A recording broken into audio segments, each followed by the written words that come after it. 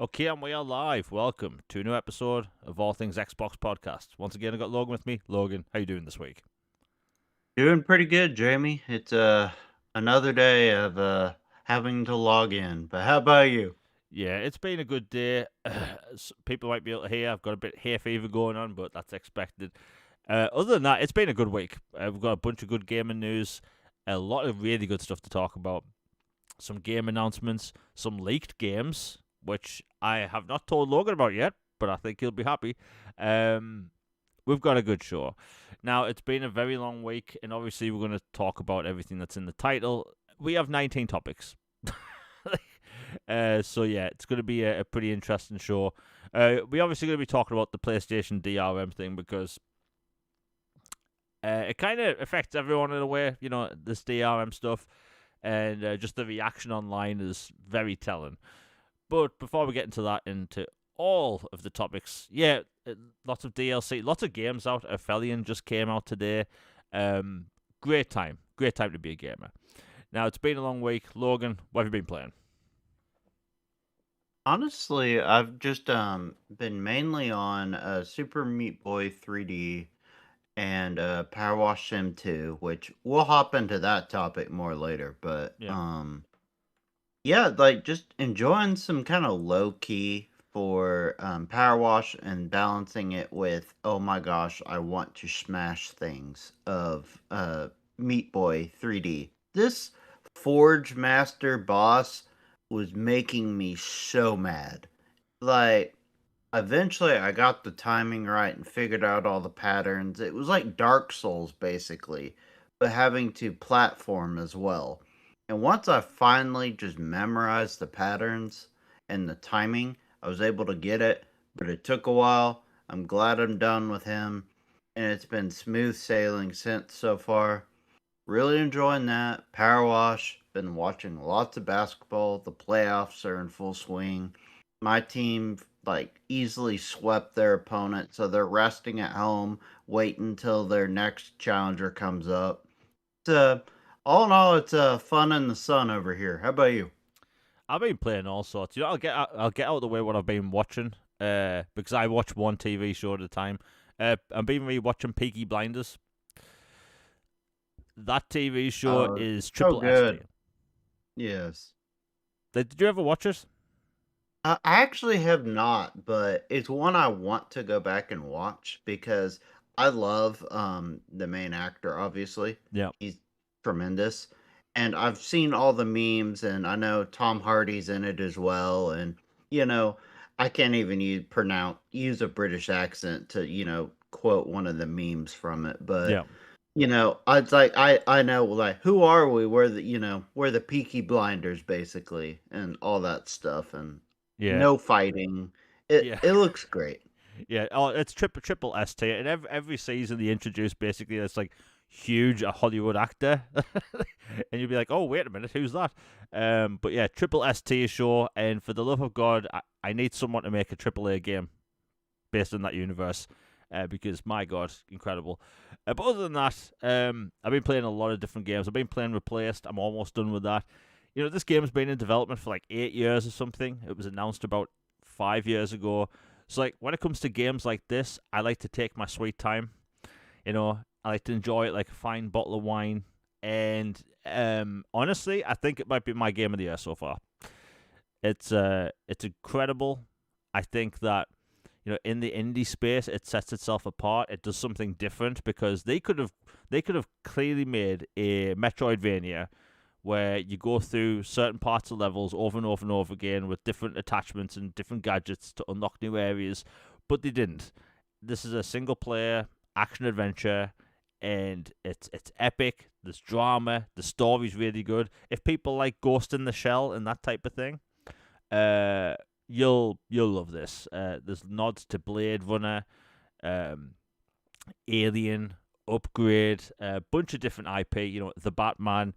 There's Easter eggs basically every other screen, which is nice. And that launched in Game Pass a couple of weeks ago. But yeah, my opinion so far, it's Game of the Year. Now, will that be the same at the end of the year?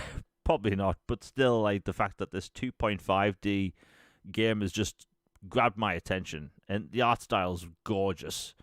It's everything uses pixels and voxels. It's just beautiful. Next up, I've been playing Resident Evil 7. I did promise that I would actually go through those games this year, the newer ones, and my God, that Resident Evil 7's terrifying.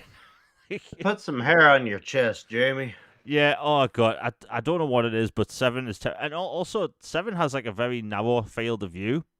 So Oh yeah, that it's claustrophobic yeah, as heck, and then it's nasty and gross. yeah, It'd be one thing if it was just dark or just zombies or just kind of gross, but it's like all this, and then you have these basically like they sound like mentally challenged, like with disorders like of craziness type people running around as the infected. It's just wild time.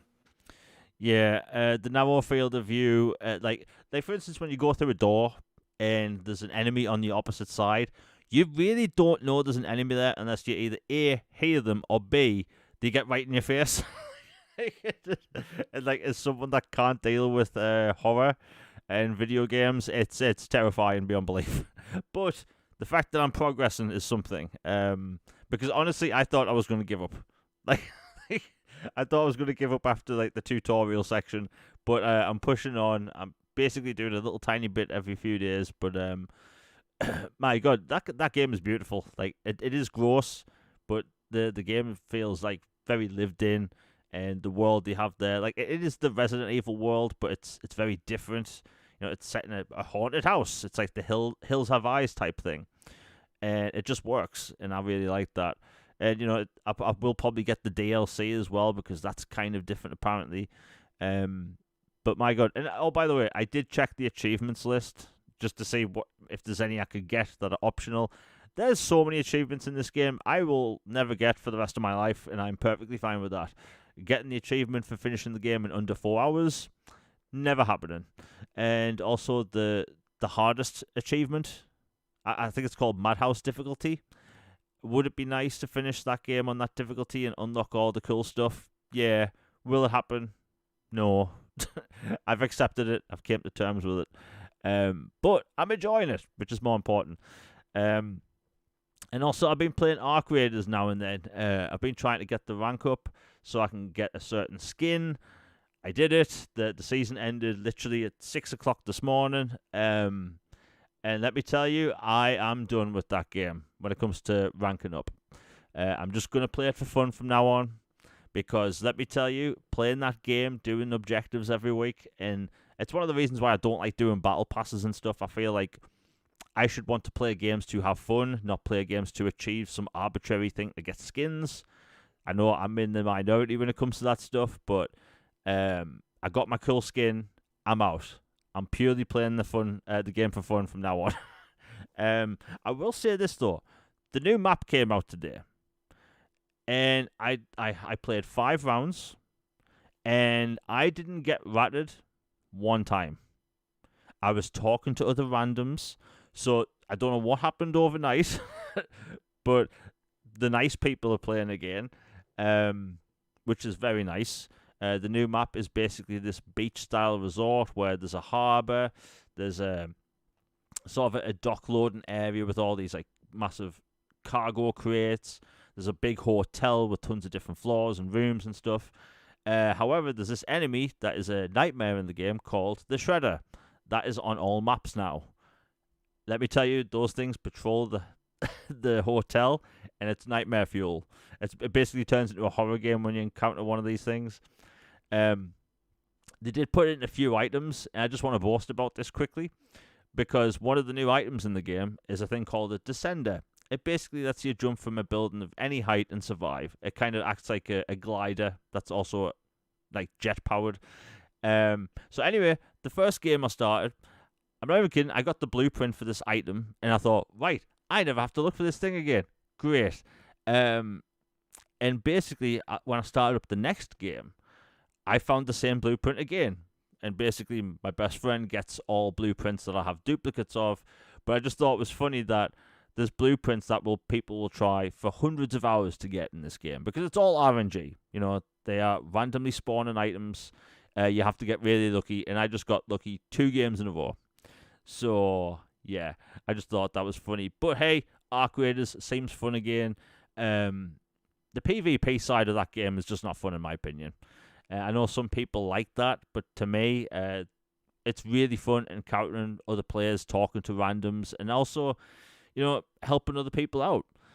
Because let me tell you, there's been times this past week I've been fighting massive enemies the size of a building with other players. We're having fun, and then some Torag jumps in behind us and kills all of us. Right? That's not fun. That's I can't swear on the channel. Right? Well, I can, but I choose not to. But that's certain behavior. Because if you need to jump into a building while everyone else is busy to take them out, then you have no skill, and frankly, you probably have a bunch of cheats on. Because the cheating problem in that game is terrible. There are people that will clearly track you through walls.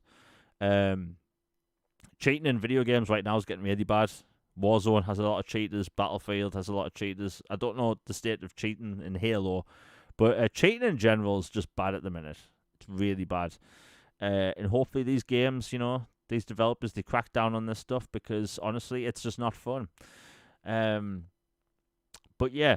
Now, anyway, before we get into all the topics, if the audio levels seem differently in chat, please let me know. I'll mix things on the fly because, again, it reset every setting known to man, and I have to change everything on the fly. Now, it's been a long week, and we have had a lot of news stories. And, again, we have 19 topics.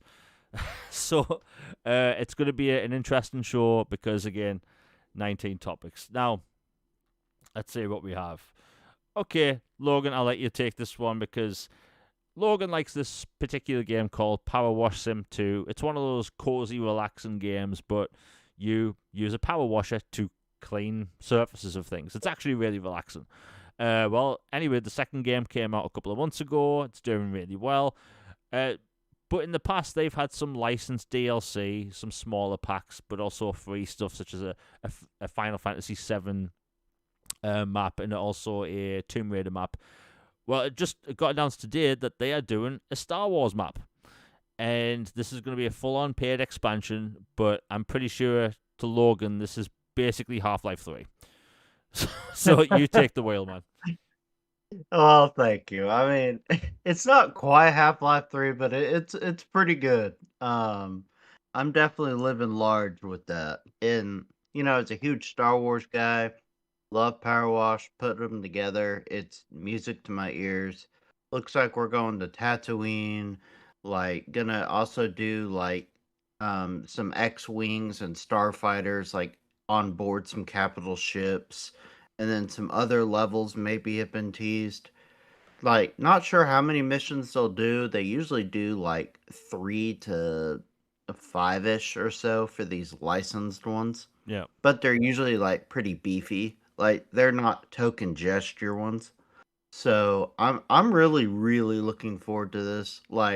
I never thought it would actually happen. I just thought man, wouldn't that be a perfect collab? It just seemed like a golden opportunity. And lo and behold, it's happening. I can't wait. And a reminder for the first game, if you haven't already, get the Square Enix free DLC of Final Fantasy VII and Tomb Raider missions for Power Wash Sim 1 because they're about to go permanently bye-bye. And, we're going to be talking all kinds of ownership issues later anyway. But, yeah, so go get those. And Star Wars coming soon. Power Wash Sim 2. Can't wait. Do you want to hear a little bold prediction I have about that game? Sure. What's your bold prediction? I have this theory that when they end their relationship with Square Enix in June, that's when their whole licensing deal ends between Square Enix with the publishing rights. I have a theory that they are going to put all of the maps from the first game in the sequel as a DLC. That is a great theory, and that is actually something I had asked them. I had tagged them a while back and said, hey, Is there any way you could do it like Left 4 Dead 2, Yeah. where they, as a DLC, added all the missions from the first one, but with the modern guns and, weapons, characters, equipment, etc.? Like, because they've added, like the whole scalar thing where you can go up and down quicker, you've got the foam thing, you've got the, like, basically like frisbee shaped scrubber. Oh yeah. You've got all this other stuff you didn't have in the first one. I would love to revisit the first one's missions with the gear in 2. That would be perfect. Yeah, it just makes sense because it's not like a plot heavy game where you have like a 60-hour story with like tons of side quests. Like it's more of a an immersive, relaxing game. And I think that putting these maps in, and I'm saying this because clearly I'm a developer and I know what I'm talking about. I can't imagine it being that too difficult because I think it's in the same engine. Like port over It those looks like maps it. as DLC, and like, look, that's a big game. Some people might be listening to this thing. Isn't this a game where you just wash stuff? It is, but it's absurdly relaxing. Like, and It's my podcast and music game default. Yeah. yeah, and a lot of people play it. And like, look at Animal Crossing, right? Animal Crossing is probably the number one cozy game on the planet. That game sold like 50 million copies, probably more. It's like the cozy genre. I'm doing air quotes. Like knows no bounds. Lots of like there's a game coming out. I think it actually comes out today. It's called Inconveni, and it takes place in 1990s Japan, and you own a small like convenience store, like a 7-Eleven type thing, and you just stock the shelves and talk to people that come into the shop. Right, that's all you do, and it looks super relaxing. That's also launching in Game Pass. But that's Mm. another one of those cozy games, and the cozy game genre is, well, let's just say it's huge. But Power Wash Sim does fit into that kind of. But yeah, Power Wash Sim 2, Star Wars. It does make me think though, if they can get Star Wars, what else are they gonna do? There are some big, big IP. Like, since they can somehow magically connect all these universes via, the gnomes or whatever they do Yeah. in this game. Um, you know what? Lord of the Rings would be a pretty epic uh Oh yeah. collab. If you're going Star Wars and you're going that big, might as well. Yeah. But hey, that's Power Wash Sim 2. Star Wars expansion's coming, and I'm sure that's probably going to sell really well. Right, next up we have the Expanse, Osiris Reborn. Now, someone said online that I've glazed the hell out of this game. I'm not going to lie, I have. like, you show me a third-person shooter RPG that somewhat resembles Mass Effect, you're going to get my attention. Right? I'll admit, I am a shill for those types of games. So be it, Well, anyway, when this game was announced last year, I was so surprised because one, it didn't leak somehow. The fact that we're getting a third-person shooter RPG before Star Trek in the Expanse universe is crazy to be honest. But anyway, so if you pre-order one of the versions of the game, you get access to the beta. The beta is basically the opening of the game, and frankly, I'm kind of against early access for single player games, but considering this is the developer's biggest game yet, them doing basically a beta / demo, I think it's okay. Well, anyway, we have a bunch of good news, and honestly, I'm giddy at the minute because of everything I've been reading. It's been described as Mass Effect 2. Now, let me tell you, that is possibly the biggest compliment you give to a game. Because in my opinion, that is arguably one of the best games ever made. I'm clearly unbiased. But like Mass Effect 2, for me, set a whole gold standard for a third-person shooter role-playing game. And just the way the game is, the way the format works with the missions, the world design, everything about it. And you comparing this Expanse game to Mass Effect 2, yes, this is going to be the best thing since sliced bread. I mean, look, the fact that I'm looking forward to the Expanse game possibly more than anything is very telling. But But the characters apparently really well written. The combat is apparently a lot like Mass Effect 3. And that is an even bigger compliment because Mass Effect 3's combat is amazing, And so you have Mass Effect 2 style world design, you have Mass Effect 2 style characters, but Mass Effect 3 style combat. Everything going for this game right now is incredible. And this game launches next year in Game Pass as well. In my opinion, this is probably the biggest game coming out in 2027. Clearly because I'm unbiased. But yeah, I'm so happy because after 13 years of no third-person shooter hub world sci-fi RPGs, we're finally getting 2 more. Actually, we're technically getting 4 more because Mass Effect 4 is rumored to be going back to hub world game design. You have Star Wars Fate of the Old Republic, which is obviously going to be hub world game design. And yeah, we are back. Sci-fi gaming is back. I know I'm nerding out a bit, but I'm so happy about all the games coming at the minute. Logan, I've been rambling and been giddy about this for too long. What do you think about all the Expanse stuff I've just been talking about?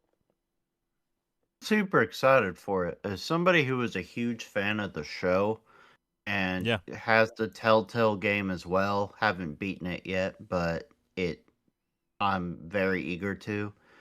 This coming as well as basically like Mass Effect, but in the Expanse universe. Like, I can't be more excited.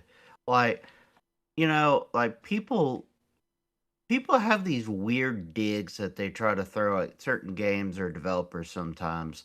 Like they mean it as an insult or something, but it's like, bro, do you know who you're talking to? Like that's not an insult to me anyway. Like if somebody will call something a 360 game now, that's a compliment as in Oh, like, yeah, it was creative and fun and bold and different and it went for fun. It wasn't like trying to prove some point or message or slop or whatever. Like there was something to it. And just a pure joy.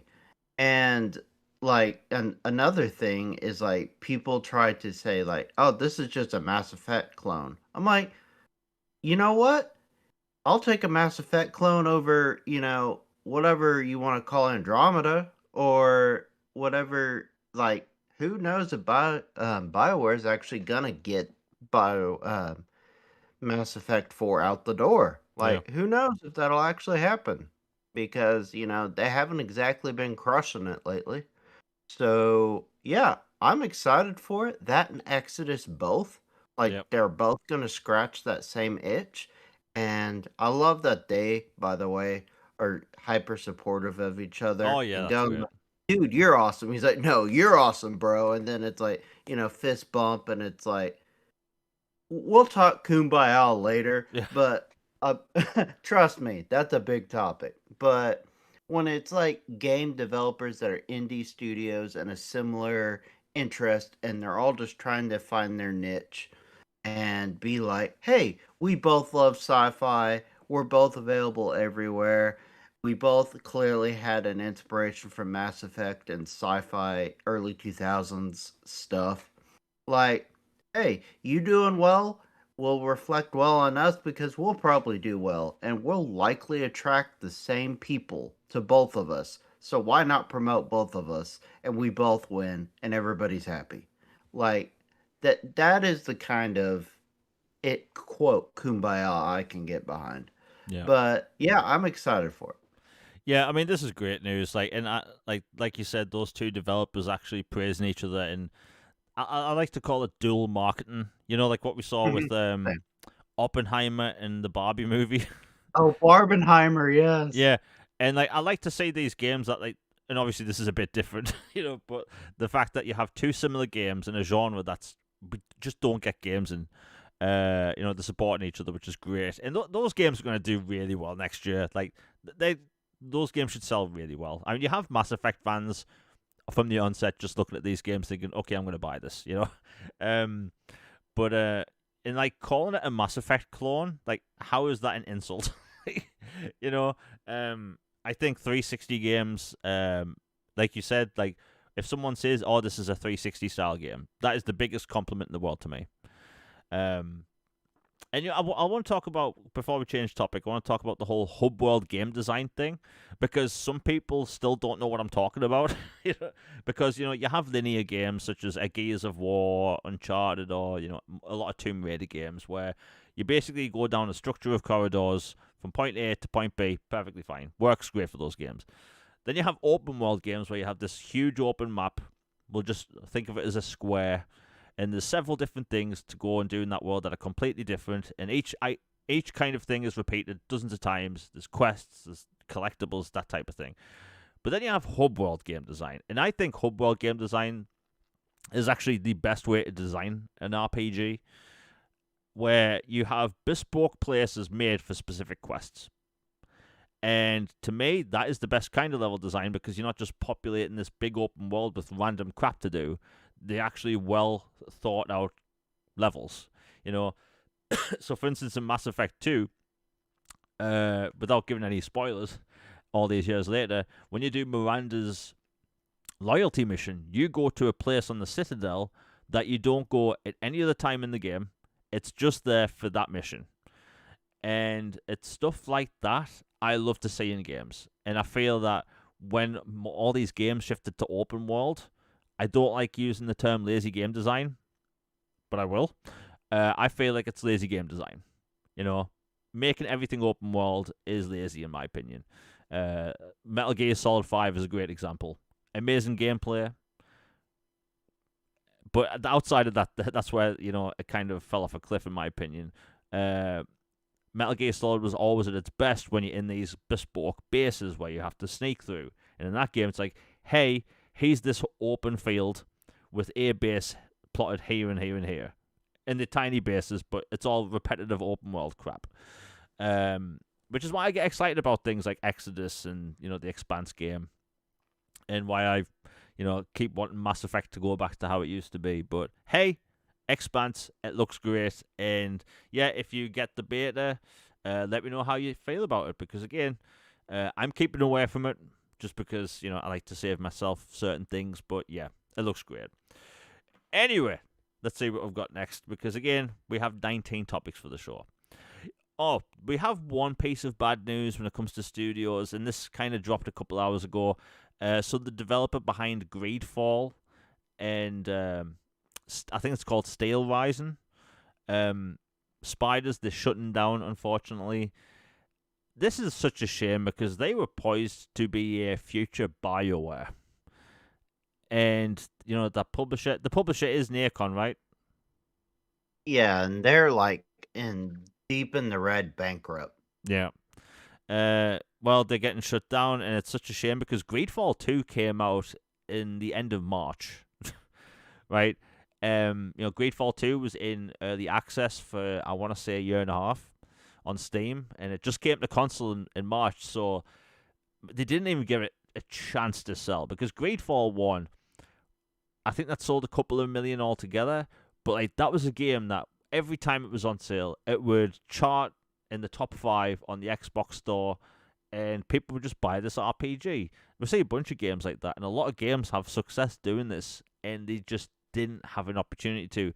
Nacon as a whole they aren't doing that well, and it's such a shame because a bunch of their studios make these AA / smaller AAA centric games, which we don't see a lot of these days, and a bunch of these studios are shutting down, which is such a shame because again they were poised to be a future BioWare, and we'll never say that now. Hopefully all the developers will land on their feet because again, this is it's such a shame. Greedfall 1 is essentially a Dragon Age game, right? So if people like Dragon Age 1 and 2 mainly, play Greedfall. That's more of an action-based combat game, but what a shame. Yeah, most people don't know 2 released because of the marketing. Most of the marketing for Greedfall 2 was basically active when they were in early access on Steam. So when they came to console, literally you had a trailer pop up on the Nacon YouTube channel, on the Xbox YouTube channel, and on the PlayStation YouTube channel. There was no marketing for this game whatsoever. Kind of a big RPG, hub world game design RPG, sort of. This game that should have had a lot of eyes on it, but at the same time, it did come out when Crimson Desert was at its highest. And Crimson Desert's still selling millions. So, like, they had a really cool game, launching it in such an unfortunate time by a publisher that isn't doing anything for marketing. Crazy. Greedfall 2 had no marketing outside of what I just mentioned with the YouTube channels, which is a shame because we don't have a lot of RPGs like this, and BioWare fans in general should have supported this, but they didn't know about it. like nobody knew about this game. I know people that are hardcore into RPGs. Like, that's all they'll play, and they had no idea it was out. That is a fault of the publisher, unfortunately. But yeah, Logan, what do you think? Because, again, they were poised to be a future BioWare, but everything went wrong, especially for Nacon. Yeah, first off, I'm one of those hardcore RPG fans, and I didn't even know it was fully out. Like, I thought it was still coming down the road, so that's news to me as well. And like you said, where was the marketing? It's like they set it out to die, basically. Which, I mean, maybe that's part of the reason the company's bankrupt. Maybe Yeah. they didn't manage some things right. But yeah, that's a bummer. And maybe there could be an 11th hour Hail Mary save, somebody buys them or resurrects them, kind of like Tango or whatever. But to me, like, this will be another address kind of in a topic later, but like acquisition season, like, to me, I know Xbox already has, a powerhouse RPG gauntlet of teams, obviously. But Spiders, like, I think could have, like, if you wanted to take this might sound disrespectful, but I definitely don't mean it that way. Like a buy low, potentially like maximize like really high, like, get them at their lowest and fix them up and make them like really, really great because they're having trouble at the moment, but you see potential. Like, to me, Spiders would have been one of those studio potential buy low candidates because they have talent. They've made some really good, interesting worlds and games and stories. There have obviously been bugs and issues, but they're a smaller studio. And like, if you could imagine them hypothetically in a world where they could, talk with Bethesda, talk with Obsidian, talk with these guys and learn some ropes and tricks of the trade and have Microsoft backing or something like that, they they could have done some pretty crazy good stuff. So it's just a bummer. Like, to me, they would have been a perfect choice to, why not? We'll take a flyer and see if we could, help them out. But maybe there's some stuff going on with that studio where it's like, yeah, we're not touching that. And if that's the case, then I get it. But it's a bummer. Yeah. I mean, the first game was a surprising success to the studio, and Mhm. it sold really well over a long time period. Like I said, it was one of those games where it would go on sale and it would chart in the top 5. You know, Yeah, it was always like 7 or yeah, 9 bucks. Yeah. yeah, and that happens so many times, and like these sales work in a lot of these studios' big favors, or a lot of these big studios' favor. Um, but like the way they announced 2, I just don't understand why they did that. They announced Greedfall 2. They said, "Hey, it's coming to PC first, then console." And then they went into early access, and then they would occasionally talk about the game. They'd add new features, and just the whole launch about that game was terrible. Like, I've been following that game since they announced it, but like I can tell you, no one online was talking about it. No, nobody knew it existed. You didn't even know it was coming to console, just yet. Like, a lot of people just had no idea, and also their social media was terrible. Never talking about the game. Like, social media is such a big tool to promote a game, and they just didn't use it at all. People just didn't know what that game was when it was coming out. I just checked right now. It is Greedfall 2, should I say? It is $59.99, and the first game is, I think, $34.99. the first game is rated way higher. But yeah, it's such a shame. They're one of these. Like, I've always been a fan of their AA centric studio because they tend to make games that work, like from day one. They try to make games that are 360 esque, which I'll say. Hmm. Which is why I always talk about Focus Entertainment. Focus Entertainment exceed on that stuff. You know, you have They're the Space Marine goats at 2, that. which is the Yeah. biggest example.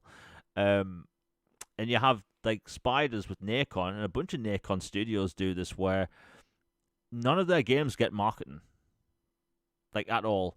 Nacon is also publishing and who knows what's going to happen with it now. A Terminator game where you play as a human surviving in the post-apocalyptic wasteland, and yeah, Terminator Survivors it was called. And this game, we still haven't seen anything about it. We've seen a tiny CGI trailer. And around, I want to say 3 months ago, the studio announced that it's no longer going to be a co-op live service game. It's going to be a single-player game. So think Ark Raiders, but single-player. Which, to be honest, doesn't sound that bad. But like, we don't know what's happening with that game. They're working with a bunch of licensed games over at Nacon. So I wish them the best, but man, such a shame this is happening. Because again, like, as a studio, their games have gotten better and better and better. There's a game on Xbox 360. It was an indie game. I believe it was called Mars. I think it was called Mars the Time Logs or something. But Mars Warlogs, and that's they it. also did Bound by Flame, which Yeah. were both really underrated 360 games.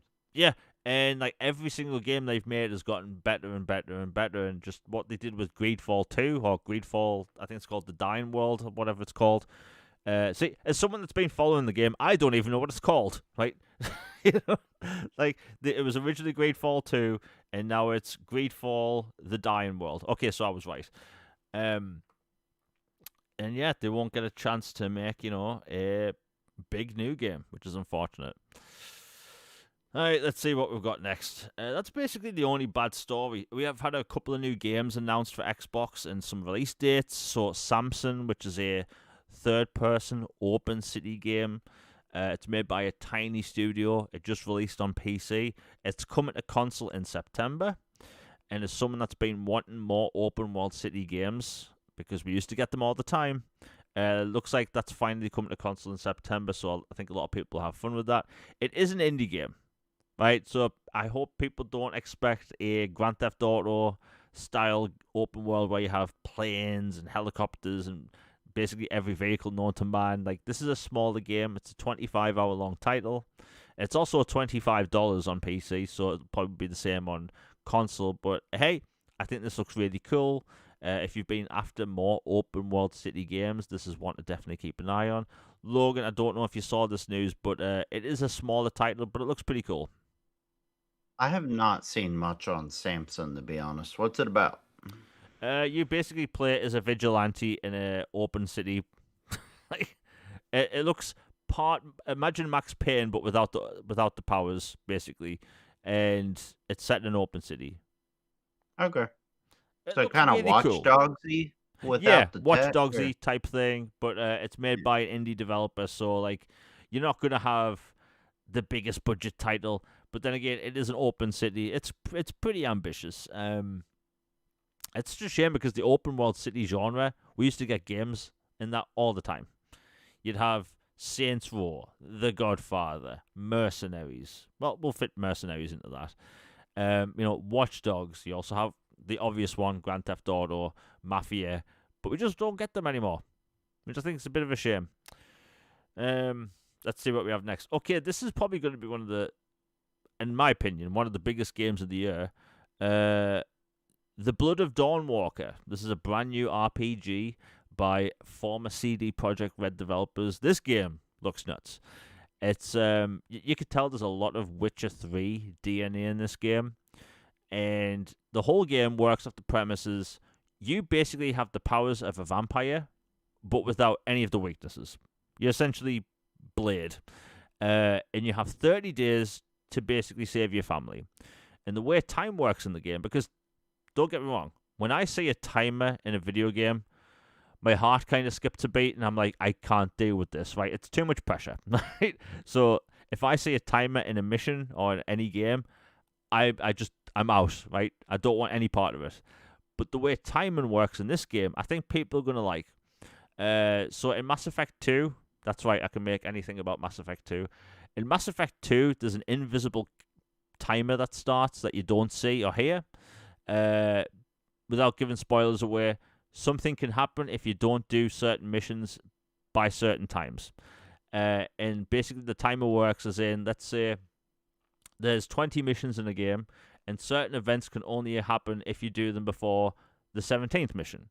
Kind of works like that. So time progresses in the game per main mission you do, which I think is a very fair way of doing it, because you're not making the player rush through the game. They can still go through the open world, do side quests, do crafting at their own pace, without, making them worry about a timer, which I think this is the best way to do it. Well, anyway, the game had a big reveal today with more gameplay.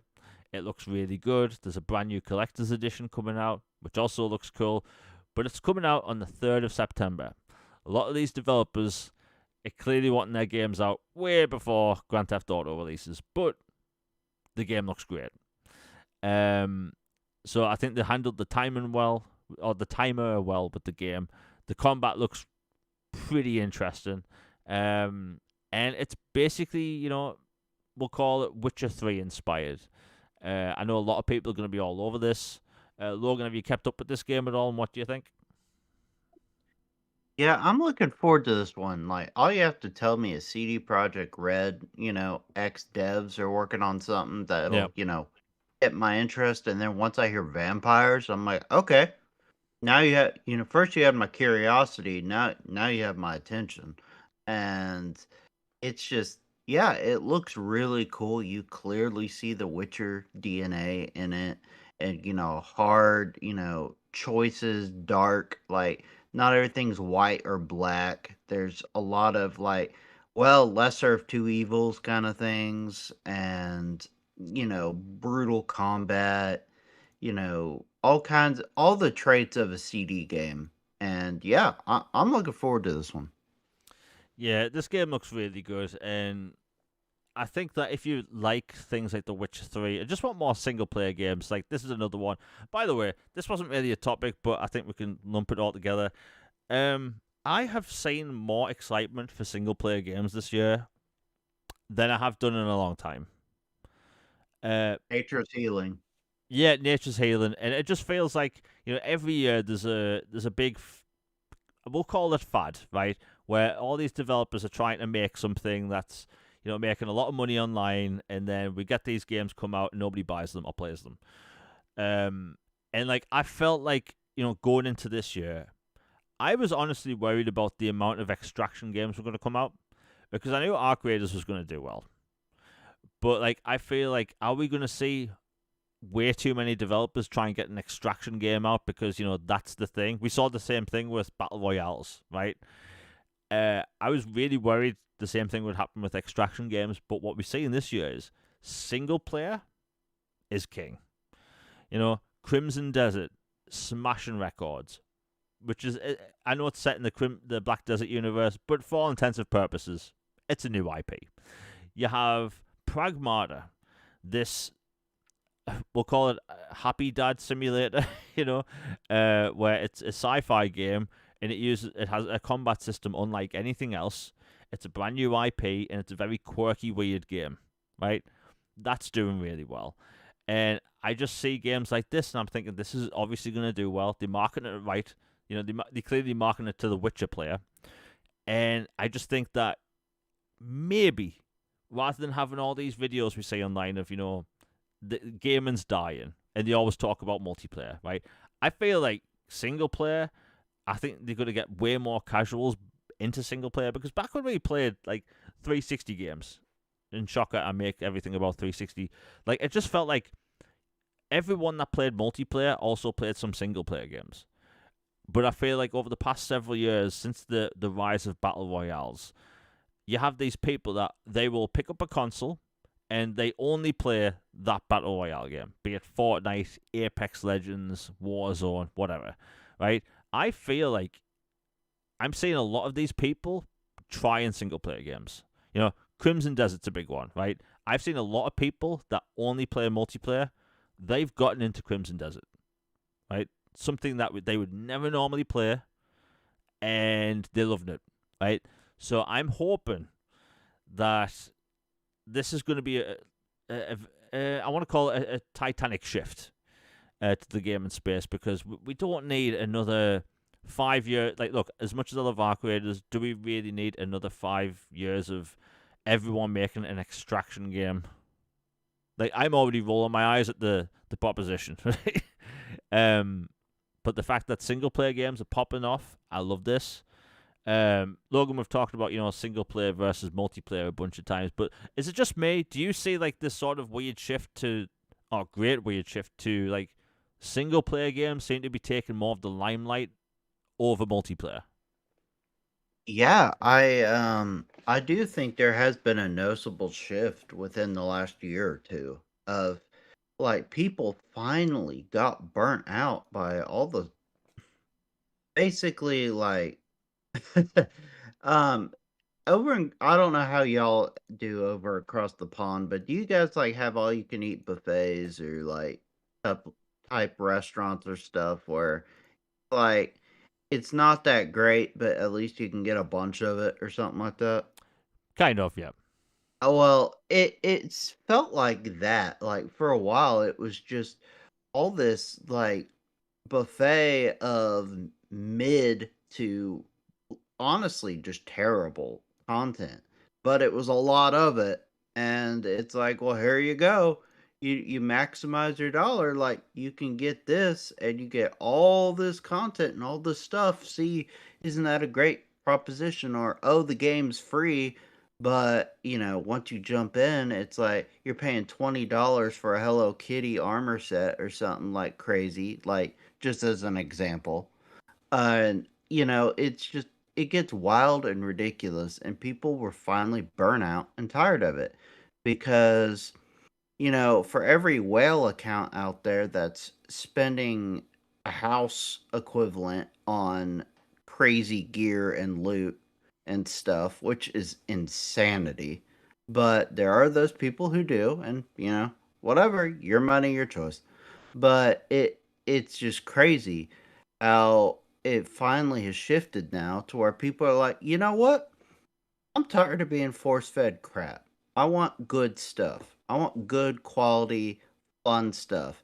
Not everything has to be depressing and fatalistic and the end is nigh, woe is me narrative. Not everything has to be a pointed societal lecture on certain standings or individuals or groups or this or this. It's like at the end of the day, I'm like, I'm a cool guy with armor, have this robot daughter I'm trying to protect, and it's just cute and wholesome. Or I am, some guitarist and I'm fighting some corporate overlords and it's got music based combat. Or, it's just creativity flourishes again. And it's like, finally, it's like people finally took a step back and they're like, what did we enjoy growing up? And they're like, oh, okay, yeah, we enjoyed this kind of stuff. Let's take it a bit further. Why did we enjoy this stuff? And they're finally realizing that. And nostalgia is part of it, but also part of it is, frankly, it was just a lot better in general. Like the tech wasn't where it is now, but if you could take all the creativity and fun and ingenuity and just pure, like, we're just doing this because we can and we enjoy it, and mix it with modern ability, like, man, you could really, really have some wonderful stuff. And they're finally starting to do that. And like Capcom, they're on a whole nother level right now. They're just anything they put out is like S tier gold right now, which is awesome. I'm happy for them, love them, and it's great to see single player at the forefront again. Because I remember during the Xbox One PS4 launch era, which we'll talk launch of Xbox One. Don't worry, we'll talk about that. But um about, how it seemed like a shift not only with those but on phones, like with Candy Crush, like these bottleneck games where they get you trapped in this tunnel and it's like this game is a job or a task to do, or it's like I gotta check in every day to do this so I can get the next thing, instead of like, hey, me and the boys are sitting down for a few rounds of Halo or Smash Brothers, or we're gonna plow through Halo 2 Legendary, or we're gonna have some Mario Kart rounds, or Killzone, whatever, and or single player stuff and take turns. Like, it's just the vibe is finally shifting and healing. Yeah, it's great to see because like when Arc Raiders popped off, and I was enjoying it clearly. Like all I could think in the back of my mind was like, this is really going to start a change. I even heard, and I told you about the slogan. Like I heard that EA wanted to or are working on a Star Wars extraction game, and when I heard that, my heart sunk because I love Star Wars. But I think an extraction shooter is not what that franchise needs right now. Um, but like the fact that we had a Mandalorian game that was in development and then that gets cancelled when it was almost finished apparently. And then you have extraction games, which is I could just ramble all day about this, but I'm just happy that single player games are getting more of a focus because my god, it's been way too long. Like you said, the whole battle pass thing. One of the reasons why I always make fun of battle passes is because I call it, in games like Destiny and Division, I call it appointment gaming, where you play these games not just for fun. I'm not saying these games are bad, but I'm just mean the concept of these types of games. Like, you're not just playing just for fun. You're not playing just to enjoy a story. You're playing to accomplish something, so you have to play it the next day, and then again and again. It's not a game you play it and finish. It's a game you continue to play for months and years, doing the same thing over and over and over again. And to me, that's not fun. I mean, hell, look, I talk about now and then. I do play Warzone every week.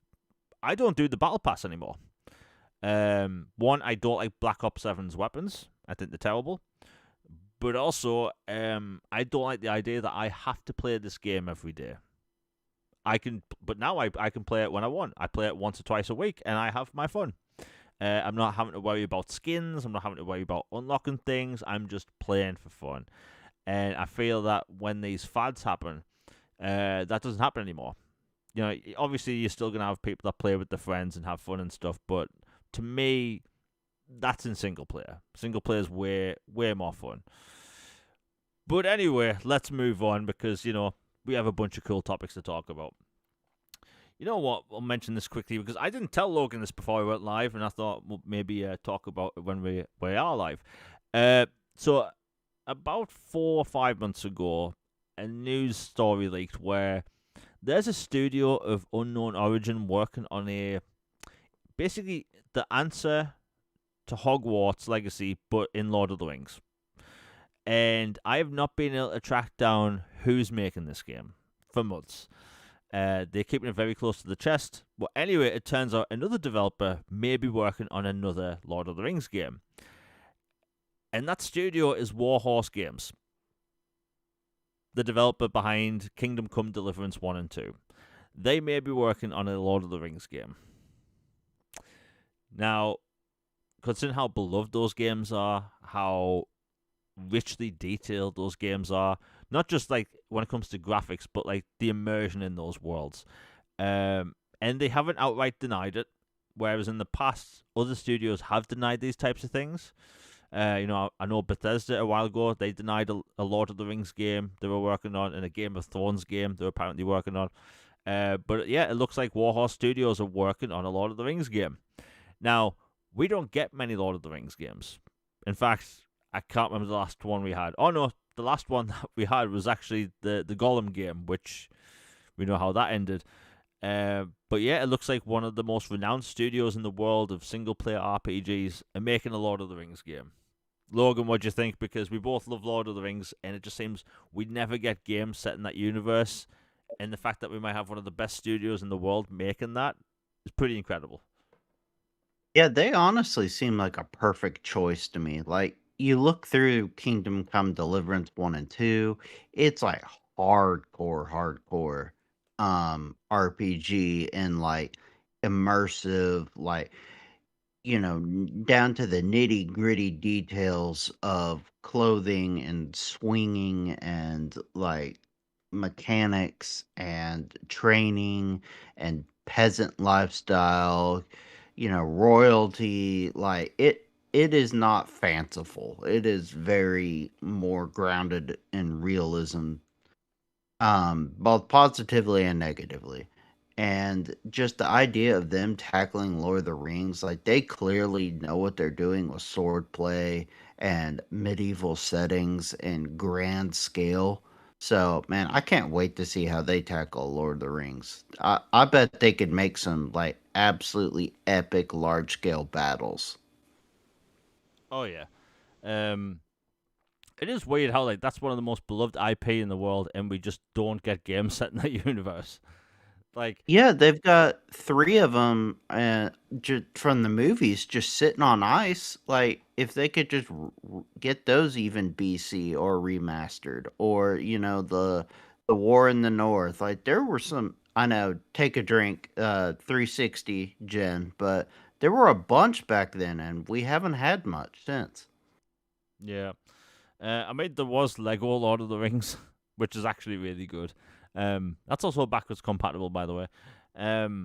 We just need more games set in that world. And I know it might be a tall thing to ask, but and I don't know if this is even feasible. Like, wouldn't it be nice to have? Of course, it would be nice, but wouldn't it be cool to have a fully open world Middle Earth where you have? Good grief, dude! That Yeah, yeah. I mean, imagine it's a having to walk to Mordor. yeah. Oh I my mean, god. there would probably be an achievement for that, but I just think like an open world game like that would be incredible. And I don't know if that's even possible because that is technically a continent. Although then again, Crimson Desert is a continent, so who knows? But just to have Minas Tirith, basically everywhere in the game that you see in the movies would be incredible. But hey, if Warhorse Studios are in fact making this game, they're probably one of the best studios to make one. Now let's see what we got. Oh, we still have about 10 topics left. About now into the show. If you're enjoying it, please hit like, share, and subscribe. I hate doing these little ads, but they do help with the algorithm. And the likes, they do help with the algorithm as well. So if you're enjoying it, please hit the like button. It also helps the channel grow and the podcast grow. And if you want anything read out via super chats, all that money goes back into the channel. And if you want, I can even input a topic into the show. Anyway, let's see what we got next. You know what? We'll quickly talk about this because now for people that have been following the channel for a while, and me and Logan on social media, I've kind of wanted Final Fantasy VII Remake on Xbox for a little while, to say the least. Port begging could be used as a word. We can say port begging. Who cares? I don't care. We port begged. They live in hell for that game, and we finally got the game in January. Well, anyway, I never actually gave that game a final score because I don't know how to score that game because it was borderline perfect for me. Right? It delivered on every level, like gameplay, cinematics, soundtrack, graphics, everything about that game to me was borderline perfect. By the way, Logan, did you play that yet? I have not yet. Because and I've made maybe 40,000 Twitter posts about my gameplay, my clips, all the stuff, my screenshots. I think that if you own an Xbox Series console, you have to play that game. It might actually be my top 3 favorite Final Fantasy games ever, because honestly, ever since I finished that game, I think about it basically all the time. I actually feel a little bit depressed because I finished it. Because when a game becomes part of your daily routine and then you finish it, you kind of feel a little bit lost sometimes. And that's how I felt with Final Fantasy VII Remake. Thankfully, Rebirth comes out in June, and that's essentially the sequel. Well, anyway, the demo dropped today for Rebirth, and I'm not even kidding. Square Enix announced this. I think it was about 9 in the morning, UK time, and basically this demo, you can carry forward all your progress into the final game, which is nice. Square Enix have done that with a bunch of other games in the past. Anyway, this is 90 gigabytes. Which is rather big for a demo, but it is a big game. But hey, we're just a month away, little over a month away till the game's finally on Xbox. It's kind of surreal because we talked for years about how we didn't even think this game was going to come to Xbox, and then we did eventually. Then we thought it would drop at the end of the generation after the trilogy's done. And here we are on the precipice of the sequel coming out. And the third game, it looks like the third game is going to be announced in June. What a time to be a Final Fantasy game, a Final Fantasy fan on Xbox, because they're finally dropping. Square Enix, they having success with this multi-platform strategy. And, like Final Fantasy VII Remake charted at number 1 and number 2 in the UK because of the two different versions. But man, like, to me, that remake was, and I use this word maybe too often lately, that was absolute peak. I'll have to give that game a final score sometime soon, but that may be the 7th game I ever give a 10. I can't really pick any flaws with Final Fantasy VII Remake, other than the fact that one boss I found annoying. But we can call that a skill issue, because I was really awful at using some of the attacks in that game. But for people interested, the demo's available now for Final Fantasy VII Rebirth. For the love of God, people play Final Fantasy VII Remake Intergrade. That game will stick in your mind for a long time because the story, everything about it, characters. Honestly, there's about 1 or 2 characters in every Final Fantasy game I find incredibly annoying.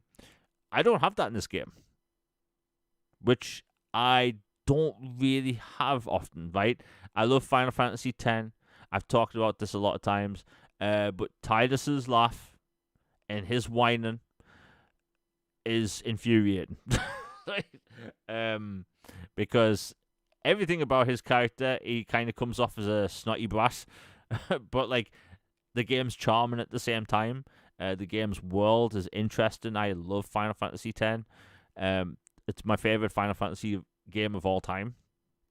But this game is it's incredible, and yeah, Rebirth comes out in June. Demo available now. Logan, do you think you'll get to 7 Remake this year? Oh yeah, for sure this year. I just I've had kind of a backlog going, and then also, a lot of basketball and some other stuff Yeah. getting my attention, but it is for sure one I want to get to. And this will relate again to another topic we have, but there's been a lot of talk about Xbox leadership, past and present, and differences are good, bad, whatever, or some interpreting things as shade at people rather than just policies or how certain things are handled or anything.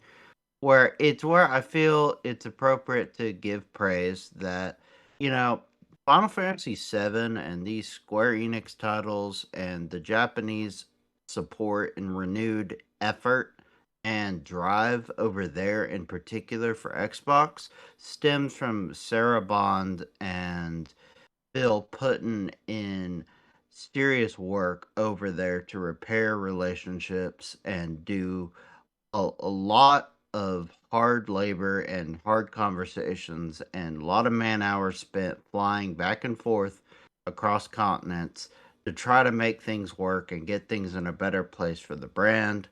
And, I obviously have some disagreements with some way things were handled, the last few years and about certain policies and stuff. But that is one thing I completely applaud them on, and it's because of them we have Final Fantasy VII basically, and I'm just very grateful. I wanted to say thank you. Yeah, I mean, go back a couple of years ago, we didn't think this franchise had a snowball's chance in hell in returning. And I think I've talked about this story in the past, but I'll mention it again. Like when Crisis Core Reunion came to Xbox in I think it was 2022. I think I got that game for Christmas, and I was playing it, and I was about to reach the end. Bear in mind, this is a 18 to 25 hour JRPG, and I'm playing this game. I'm not even kidding. It's about 2 o'clock in the morning, and I reached the credits, right, and I'm like, that game was incredible. And then at the end of the credits, you get the opening cutscene to the Final Fantasy VII Remake, and I probably woke my neighbors, right? Because like I was so annoyed, like what they did to me with that scene. Like, I was like, wait, I get to play the prequel and nothing else. And I was so infuriated by that. And then here we are, a couple of years later, finally got to play it. But yeah. And by the way, the whole exclusivity thing between Square Enix and Sony, that's clearly done. It does make me wonder, will Part 3 actually be showing off on the Xbox stage this summer? Because that would be interesting. Yeah, we'll be talking about the future of, the Xbox leadership and stuff in a bit, but like Logan has a point. Like, if it wasn't for Phil Spencer, we wouldn't have these games over. And also Square Enix moving to a multi-platform strategy, it's clearly benefiting them. It sold well on Xbox, it sold well on Switch 2, and you're gonna have the same with Rebirth, which is really nice. In Part 3, selling on everything at the same time, that'll be a huge success as well. You know what? Before we go into the next topic, Logan, Final Fantasy 16 was a very different type of game, and I think it's crystal clear that 7 Remake was arguably better received than 16. Do you think their next game is going to be 17 or a remake? That's a good question because it depends on who you believe about 9 and its status. Because if the 9 remake is alive, then I think that one's next. Yeah. If that one's on ice or killed off, then I think there's a chance we see a Final Fantasy 17. Yeah, because as someone that, like, I'm always up for new games, and I've just been thinking, like, considering, and I'm going to continue to use this term, Final Fantasy 7 being so peak, I was always in favor of a Final Fantasy 17, but honestly, after playing 7, I want more remakes in the exact same style. Right? I want 18. I would love Final Fantasy 10 in this style. My God. Same. That would First be one incredible. came to mind. Yeah. Granted, 10 story is very long. Like, so that might have to be like 3 or 4 games as well. But I'm all for it because I don't know how you do 17. Like, but hey, at Square Enix, I'm sure they'll surprise me. And by the way, I will say that I've been extremely vocal about Square Enix, clearly, for years now. And I just want to say a thank you to them because they've actually been really positive with me behind the scenes. Mm-hmm. They've gave me codes to review basically Final Fantasy VII and a bunch of other games. I was even offered an opportunity to go to Square Enix headquarters in London. Unfortunately, I had to turn that down because of work stuff. But that would have been awesome, man. Don't get me wrong. I was heartbroken when I found out I couldn't go. But the fact that I was offered, like that, that meant a lot to me. But the fact that I've been so critical of them for so long just proves that, hey, they want voices on Xbox playing their games, talking about their games. And clearly, here we are right now talking about them. But like Square Enix, I will give them a lot of praise because they're doing the right moves right now. They've offered me a bunch of opportunities, which is really nice. And, the review code thing's also nice. But the fact that they're paying attention to a smaller channel, which is nice. I will always stick up for wanting JRPGs and more JRPGs on Xbox. And, some of these studios actually listen to channels this size, which is nice. Let's see what we got next. We have a bunch of big topics still. Oh my God, we still have more than half of the topics left. Assassin's Creed, right? This is a bit of a giddy topic for me because I love Assassin's Creed. Like, I ramble on about Mass Effect basically every other sentence. I apologize for that. Not really. I don't mean that. I will talk about Mass Effect at every given opportunity. But anyway, Assassin's Creed is a franchise I absolutely love. But it's not one I really talk about much because I feel like that franchise has had its ups and downs. You know, however, that franchise has endless potential. You can do any time period, you can do any kind of setting for that game, and it'll work, right? But for me personally, I feel like the downturn for that franchise is when they start doing RPGs. And I say this as someone that loves role playing games, right? Role playing games are my bread and butter. They are the games I play basically year round. And there was a rumor about 3 weeks ago that the Assassin's Creed 4 remake, Black Flag Resynced, was remade as an RPG. And my heart sunk because I wanted a true Assassin's Creed experience in the old way, right? And these RPGs have made a lot of money for Ubisoft. And when I say a lot of money, I mean hundreds of millions, if not billions of dollars. Valhalla came out with the new consoles, but were also stuck in the house, so that game became the number one selling game of the entire franchise, basically. Well, you have, people like me and a lot of other people that want Assassin's Creed to return to its roots. Well, so anyway, we finally get the reveal, and about 2 days before the game reveal, I told Logan that I saw gameplay, unreleased gameplay, and I was impressed. But there were certain things that I wasn't shown. Well, anyway, it had its official reveal. They announced it in the best way possible. They had the lead actor that played Edward Kenway from Assassin's Creed 4 in 2013. And I could not be more impressed with this game if I tried. It looks like the absolute ideal way that they could have remade Assassin's Creed 4. You have the brand new visuals and amazing visuals of the Anvil engine. You have basically all the mechanics people used to love in Assassin's Creed, the way stealth worked, the way assassinations worked, and basically the way storytelling was back then. Storytelling was worked in basically cutscenes had motion capture. You had people walking around in cutscenes, interacting with each other. Assassin's Creed hasn't had that for about close to 10 years, right? Most cutscenes in Assassin's Creed now are basically two dudes facing each other and talking, right? For the most part. Well, anyway, they're going back to directing cutscenes like they did with the original Assassin's Creed games. You have combat, which is basically the old style of combat mixed in with kind of how new combat works with how you target enemies, which is like sort of free flow style. So you have a combat style that is new but harkens back to the past with how animations works. There's no abilities in the game. There's no magic powers. It is not an RPG. And let me tell you, I have not seen the Assassin's Creed fan base ever this lit up online, right? Everyone, for the most part, everyone's happy, right? Assassin's Creed is back. This game is bloody gorgeous. Absolutely gorgeous.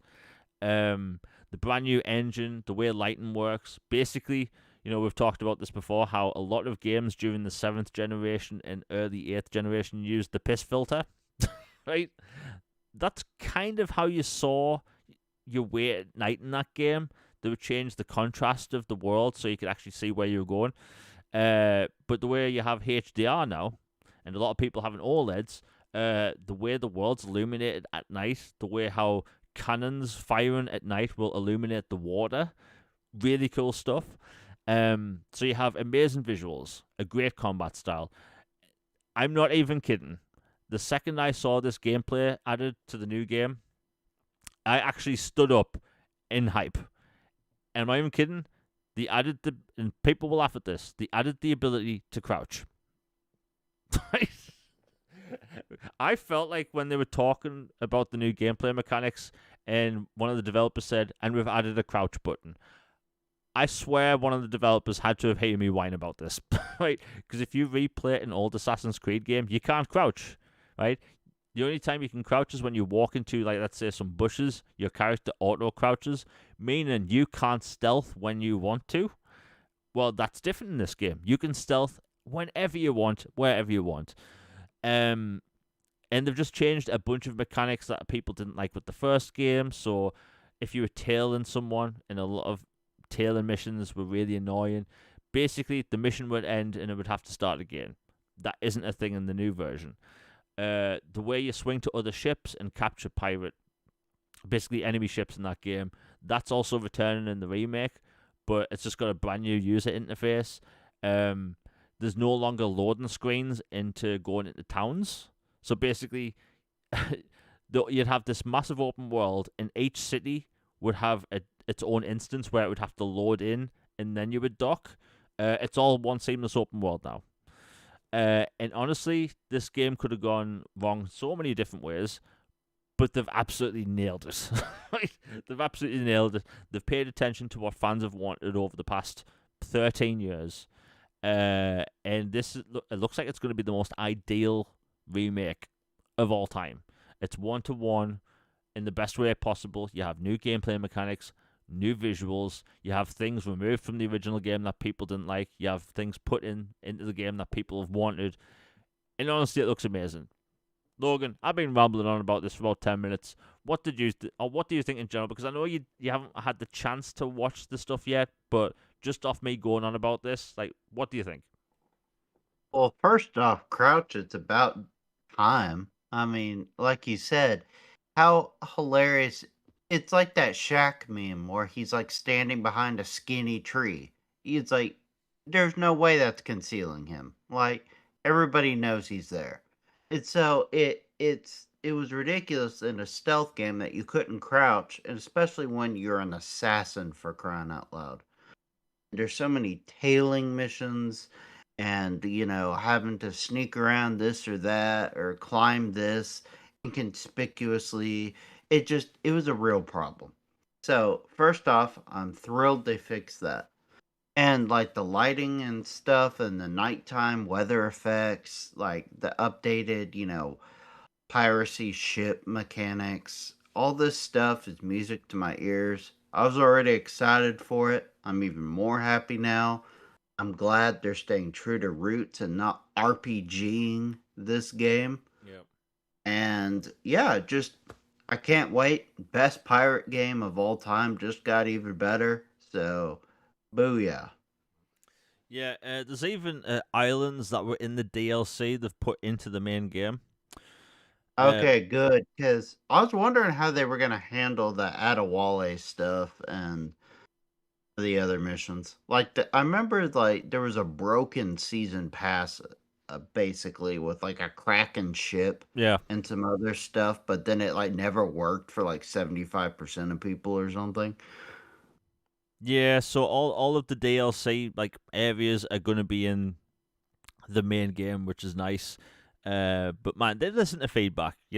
Time and time again, we see like some remasters and some remakes, like they aren't ideal.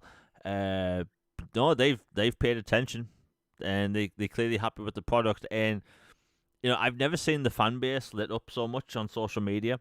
The Assassin's Creed fandom has been going nuts this past week, and like I have the Assassin's Creed encyclopedias. Right, that's how much I was into Assassin's Creed. But when they start doing RPGs, I was just like, I love RPGs. Like it's like I'm a Tom Cruise fan, right? But I don't want Tom Cruise to be in every movie.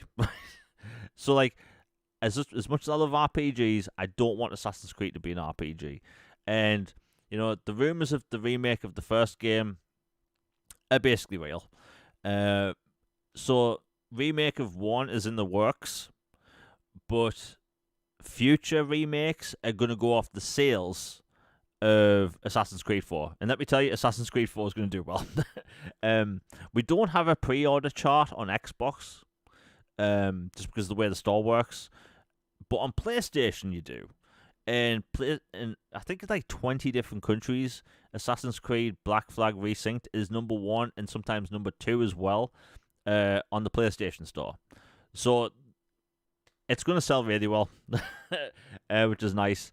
and like across the board. I assume it'll come to Switch 2 later, like a few other games have. But man, Assassin's Creed fans are going to be eating well because you have a bunch of different Assassin's Creed games in the works. You have Assassin's Creed Hex, which has changed a bunch of different things during development. It used to have magic. Apparently, they've removed the magic. Oh, and by the way, I missed this when it comes to Assassin's Creed 4. They've put in pets. You can have pets in the game now. So if you want, you can have a cat or a monkey. Just cool things in the game. But anyway, Assassin's Creed going forward, it looks like they're shifting away from the RPGs. Which I'm all for, right? We've had our time with the RPGs. We don't need more of them. Wait, it's a pirate game and you can't have a pet parrot? Really? Yeah, the parrot thing. I saw a lot of people asking about that. Bit of a weird move, but hey, look, I'll take it, right? No, it's a first world problem. It was just something that came to mind since they brought pets into it. I was like, a pirate game without a parrot? Okay. Yeah. Oh, and another cool thing they've changed, and this is a good one. They've removed the modern day mechanic. The modern day Good. mechanic in 4, basically you were in an Abstergo office block, and you read emails and switched buttons on certain terminals. So, like, to me, yeah, just get rid of that. It's okay. Because who really enjoyed walking around that office? I'm guessing no one, right? It wasn't exactly riveting gameplay. But yeah, this game's going to do really well. And honestly, the remake of 1, it's definitely real. Considering 4 is going to do well, I think they're going to just go back to 2 and do 2 onwards. 2, Brotherhood. In my prediction, I think they'll do 2 and Brotherhood as one game. Because I've always included those 2 games as one anyway. Just the way the story works. Assassin's Creed 3. Assassin's Creed 3 will probably sell more in the remake than it did with the original. Because when that game came out, it was... I don't want to say controversial, but like people were really vocal that they didn't like it. But now over time, it's gained a huge following, and I think Assassin's Creed 3 is great. It's a very different game, but yeah. By the way, do you know Assassin's Creed 3 was originally going to have a bunch of different hunting mechanics, but they removed them because Red Dead Redemption came out. Yeah, and it would have taken its lunch money on that. Yeah, So. and like going for the whole immersive like hunting mechanic thing, which Red Dead does seamlessly. Yeah, they had no chance, and it's a shame because I would have liked to have seen what that version of Assassin's Creed 3 would look like. And there is leaked gameplay stuff you can watch online, but hey, Assassin's Creed, we're finally back, finally. Because I swear if I play one more game like that where I'm hitting a character with damage numbers, I'm going to lose my mind. More so than I already have. But yeah, that's Assassin's Creed. And obviously the 1 remake, I assume the remake of 1 will be announced late next year. Because I think Assassin's Creed Hex is going to get delayed. Internally, shall I say. But hey, if we go back to getting a yearly Assassin's Creed game because they might rotate, remake, new game, remake, new game, I'm perfectly fine with that. As long as The it's... Capcom method. Yeah, that works perfectly fine for Capcom. Clearly. So if they do the same, I think they'll be fine. Let's see what we got next. You know what? Let's talk about the PlayStation DRM thing because this has been a hot topic for quite a while.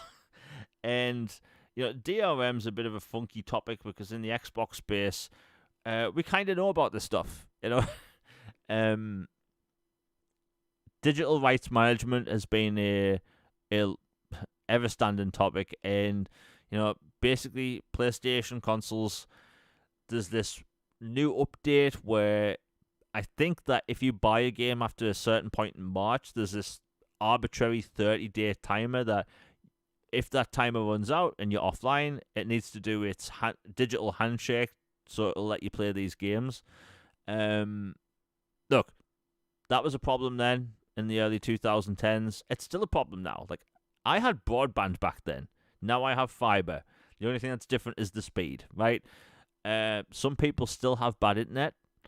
And there's people that have satellite internet. There's some people that just go off mobile internet.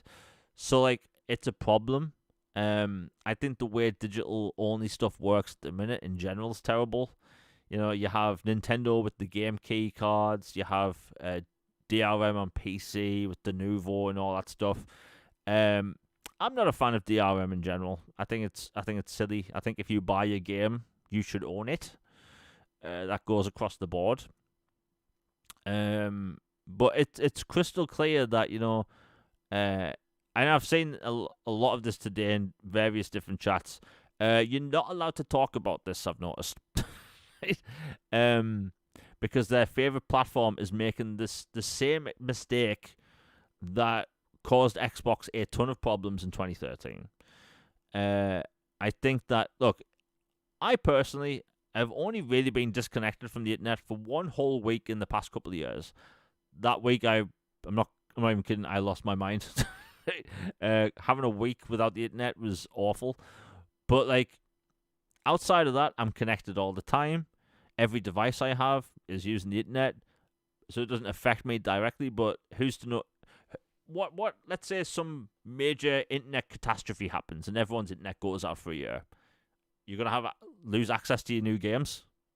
You know, what if you go offline? What if you move and you can't get the internet in time? Like, there's a ton of different scenarios where this would, like, you know, be an issue. And also there's the weird CMOS battery in these consoles where the internal clock uses this little battery, and if that dies, you can't play these games anymore.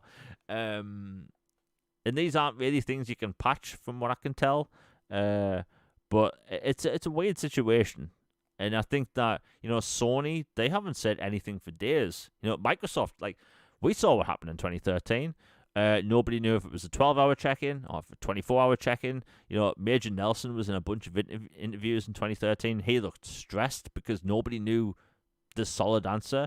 And then I think it got to July 2023 where Microsoft basically just said, we're not doing it anymore.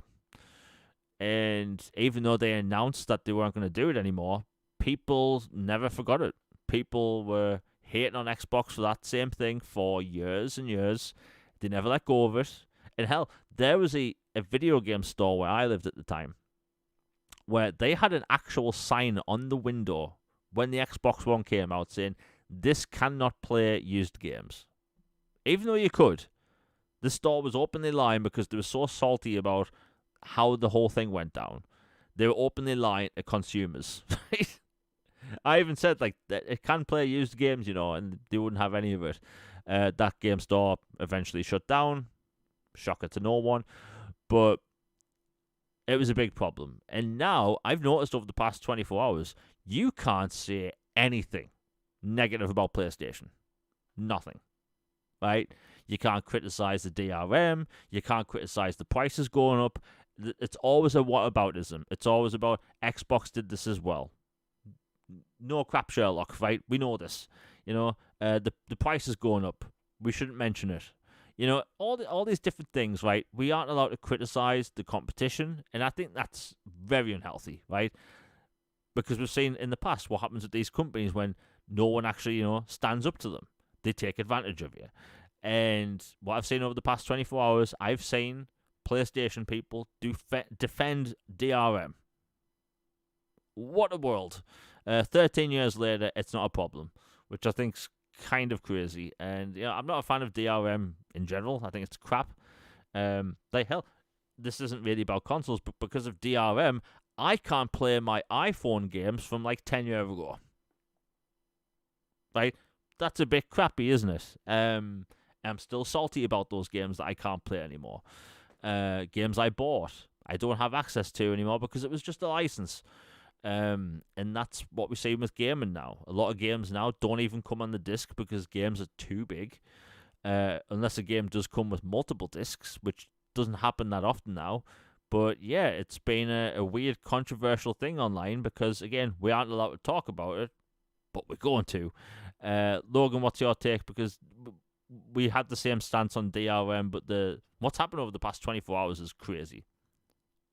Yeah, it's quite funny. There are probably some who listen to this who weren't in gaming at that point or earlier, but yeah, like it's a lot of, brings back memories of 2013, 100%. The infamous all-time cluster cluck conference for Xbox with Don Matrick and well, we have a product for you, the 360, and all that. We don't have to relitigate it. Everybody knows how awful that was. And it's just so funny that a policy then basically people wanted Xbox to face a firing squad over basically. Like they just wanted that company gone. They were just fed up with it.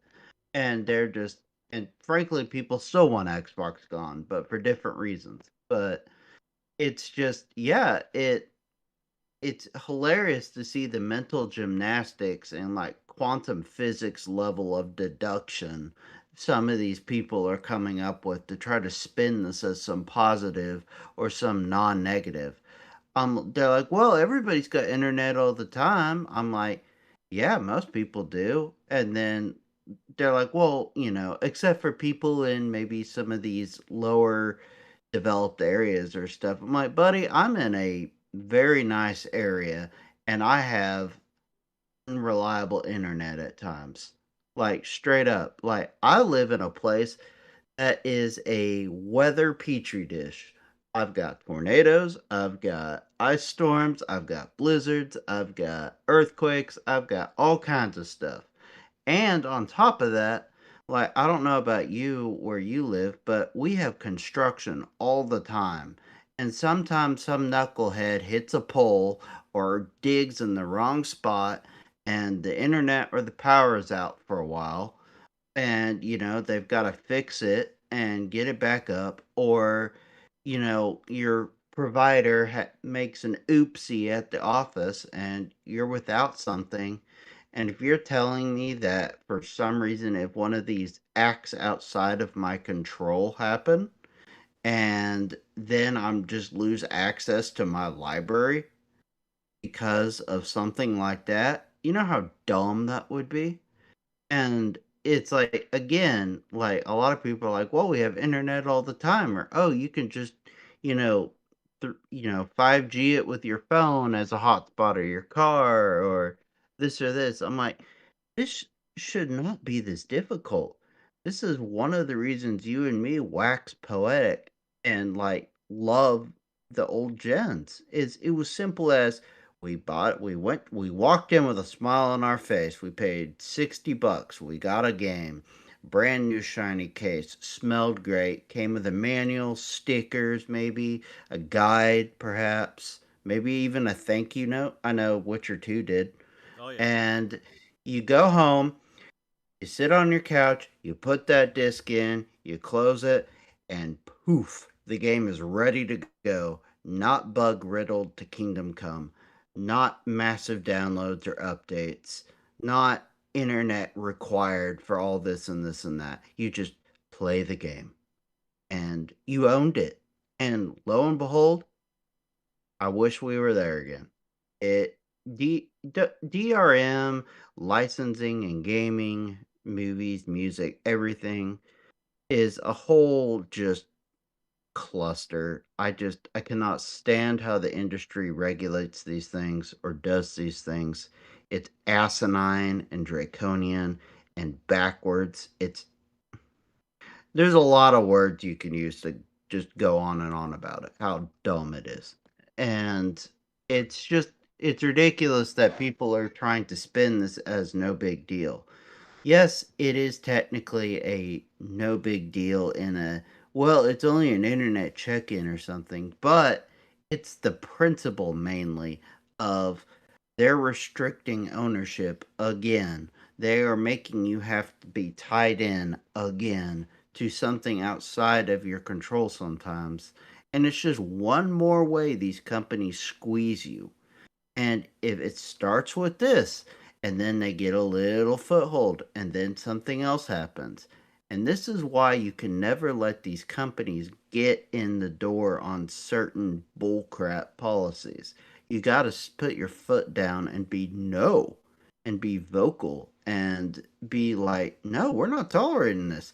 Because it starts with this, which on its surface, yes, is quote minor, but is still a big deal in other areas. And then it could become something dramatically worse if they just get their way with this. So just that's the big thing is like this is a sign of things to come to me, and that's what makes me the most concerned.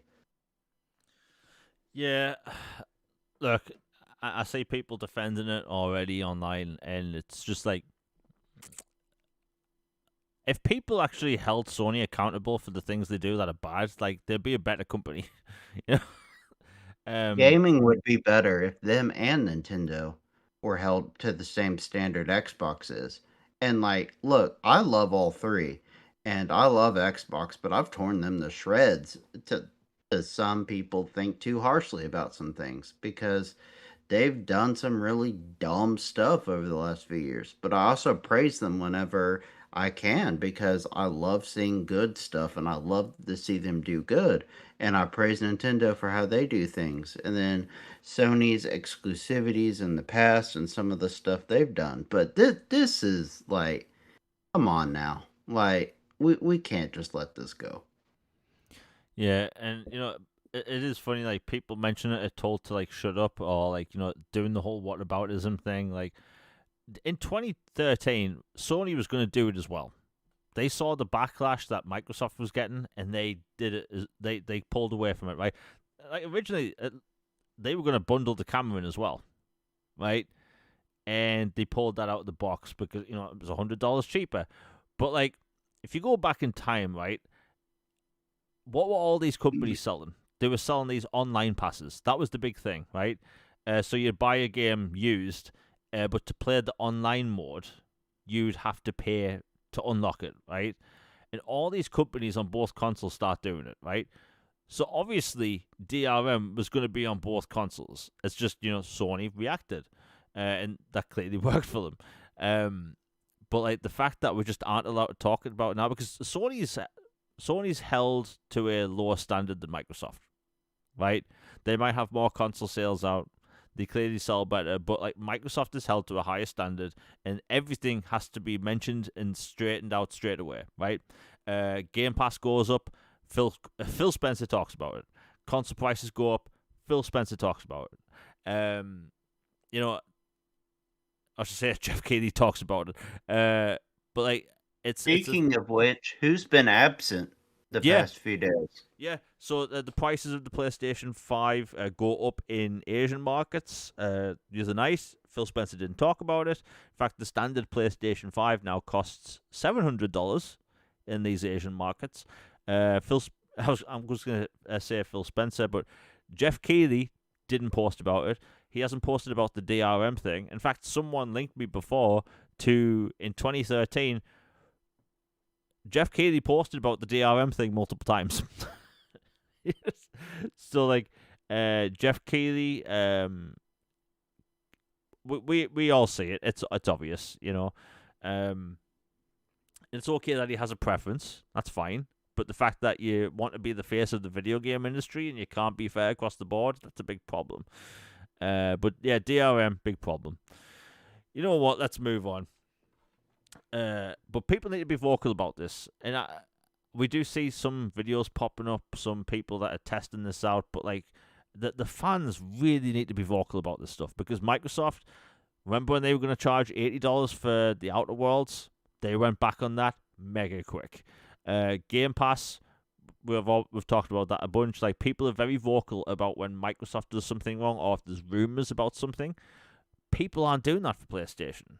Not on the same levels, and that's a problem because they have more consoles sold. You should technically have more people being vocal, but we're not saying that.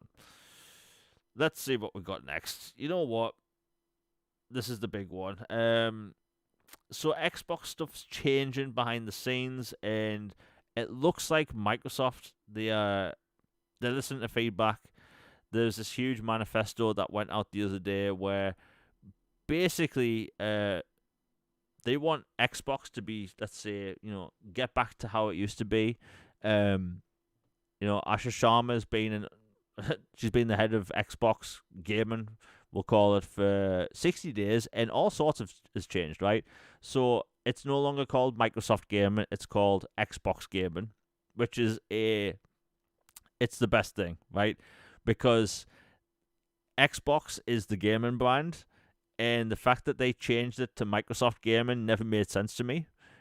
Because like you have the platform is called Xbox, the hardware is called Xbox, so your gaming division should be called Xbox, and so that's a good thing.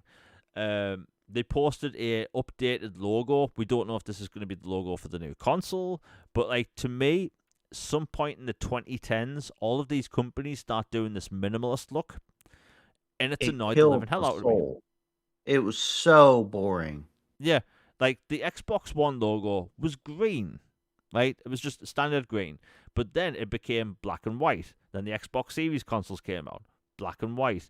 I feel like, and especially with the way that the boxes are designed that these consoles come in, like this whole minimalist look thing, I think doesn't work for a gaming brand. Nintendo, they've had basically the same red logo since the dawn of time. PlayStation, they've basically had the same logo. They've just changed the color now and then. Originally it was blue and red. And then I think with the PlayStation 2, it was also blue and red. And then the PlayStation 3, you had the Spider-Man 3 font, And then with the PlayStation 4, it was blue. And I think with 5, it's also blue. But with Xbox, it went black and white. And I feel like it kind of lost its identity a little bit to me anyway, because I don't like this whole minimalist look for logos all the time. We're seeing it from Pepsi, Puma, Nike. All these companies are just doing this minimalist thing, right? Gap. Do you want to see a big downgrade in logos? Warner Brothers, right? Look at the Warner Brothers logo from, let's say, 15 years ago compared to now. They destroyed that logo. It's the most boring minimalist thing ever now. Like I said, Gap. Look at the Gap's logo. Terrible, right? I'm sick and tired of this minimalist thing, right, for logos. Now, if this is the new logo, it has more personality. It's got some shine to it. It's got this sort of liquid glass thing, kind of like how Apple does the liquid glass thing at the minute. And I like that. It's a good move. They're talking about getting Xbox back to its roots, which the roots has been the console from day one. But I feel like Xbox, for the past couple of years, they've moved away from console focus to ecosystem focus. Hey, cloud this, portable that, PC this, and they haven't really talked about console for a long time. I feel like the shift moved away. They shifted away from Xbox as a console and they went to Xbox as a brand and ecosystem. They make the majority of their money from Xbox players on console, right? If you're on PC, you use Steam. So, like, this is a good thing. They're moving back in that direction. They want Xbox to be the number one place to play. Even though Xbox had the most powerful console in 2020, you'd have games that would look basically identical on PlayStation and Xbox and run the same. You'd have some outliers, but, like, developers weren't getting the most out of the hardware. And it looks like they're going to improve the dev kits and the software, which is great. They want there to be features on Xbox added basically every other week. And the proof is in the pudding. We saw immediate changes the second Asha Sharma became head of Xbox, because much wanted features that people have been wanting for 5 years, we randomly got in 2 weeks, right? For instance, the ability to turn off quick resume. A lot of people have been asking for that for people that only play multiplayer games. That's a thing now, right? And why did that take 5 years? Why did that take 5 years, but it took 2 weeks under new leadership? And I'll get to why I think that in a minute. But they're going to reevaluate how they do exclusives. We'll talk about exclusives in a bit. But all these changes that's been happening behind the scenes, all these additions to Xbox, if you look at this and think this is a bad thing, I don't get it, right? Xbox, in my opinion, is being coasting by. And when I say coasting by, I don't mean give up. Like, they've just continued doing what they were doing. They weren't trying to compete. They were just releasing their games as normal, and they weren't advertising the hardware. They weren't even changing the advertising, right? That's what I call coasting by. They weren't doing anything different. What I'm seeing under this new leadership is proactive change, right? They clearly want to market the console differently. They want to get back to console as the focus. They clearly have the games coming. They just need to improve every other aspect. Ever since this new leadership got in charge, I've noticed employees at Microsoft and Xbox, they seem re-energized, right? They're talking with the community again on social media. They're reacting to posts. You have Stein on Twitter clapping back at clickbait, right? They want to have a manager for the reputation of the Xbox brand, right? They're caring, right? And to me, all these moves I've seen over the past 60 days, we've seen more effort put into Xbox in the past 60 days than the past 4 years. Now, for people that have been following me for a while, you know that in 2020 and 2021, I was coming out with a new video basically every week talking about new Xbox features, right? New things that the Xbox Series X and S could do, stuff about those consoles, right? Now, the reason why I stopped doing those is because I'm not going to go into detail, but my ongoing health problems kind of stopped me from making regular videos, which I'm wanting to get back to, starting this week. But the truth is, in 2022, those features kind of stopped, right? We stopped getting regular features added, and the only things that would change would be like smaller logos on the Xbox dashboard. We weren't even getting Xbox Series X and S Super Resolution, which has been talked about for 5 years. Now we're getting it, right? We're seeing actual proactive change for the first time in 4 years. And this has nothing to do with the multi-platform strategy. I noticed this in 2022. We just stopped getting features. And I think that they just start coasting by. Market the console less and less. Market Game Pass less and less. Just hope you get subscribers off the cool new games you add, which clearly did work, but... And also raising the price of Game Pass. That clearly didn't work, but what we're seeing now is the price is coming down. A lot of people are starting to get those notifications where the price is going to be down for their next subscription. And these are actual changes, right? Apparently the 30% profit margin isn't a thing anymore, which is unattainable because a 30% profit margin for most companies is absurd. Turns out that might not be a thing underneath the new leadership. And as much as Phil Spencer did save the Xbox brand in 2013 by removing the Kinect, getting back into backwards compatibility, having that whole thing working, new leadership's been needed for a while. And it's crystal clear that things are happening underneath this new leadership. Unfortunately, there are some people on Twitter that they seem to be obsessed with the Phil Spencer side of leadership. Like, they don't want change at all. They want this kumbaya, we all living in a happy, smiley world, living together, holding hands, dancing in rainbows and moonlight. Like, they don't want anything to change. We'll talk about that in a little bit. But what we're seeing is proactive change in this Xbox manifesto. Clearly, I'm energized for the Xbox brand. A lot of other people are for the Xbox brand. But like I said, proactive change. We're seeing things change. We're seeing things added. We're seeing features added. So whereas we are getting these cool games, Xbox as a console has been kind of neglected for a while. And I'm not seeing that underneath new leadership. Now, I've been rambling on for about 15 minutes. Logan, what's your take? Because a lot of things are changing really quickly. But I'm loving what I'm seeing. Yeah, first off, I'll start by I read the memo and I was blown away by it, and I was incredibly impressed and energized.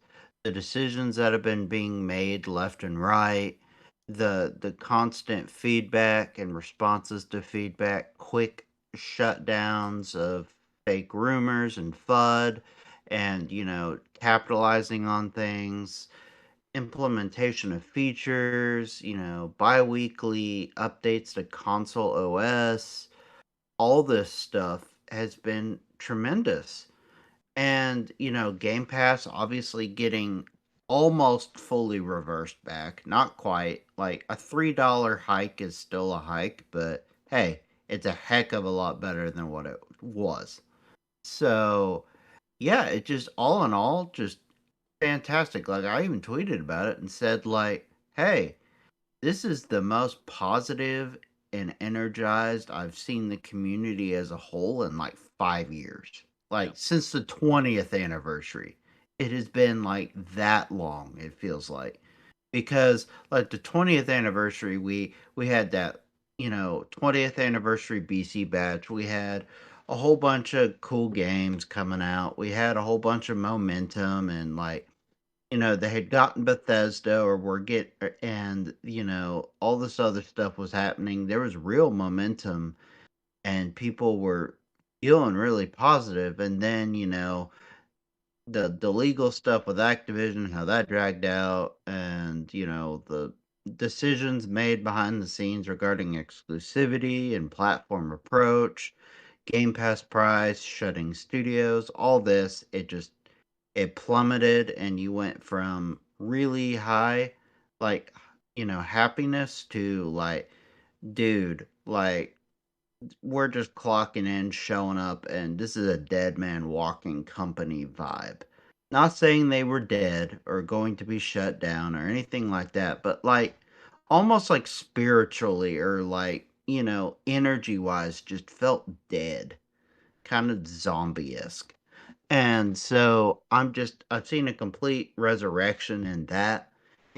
Obviously it's just the start.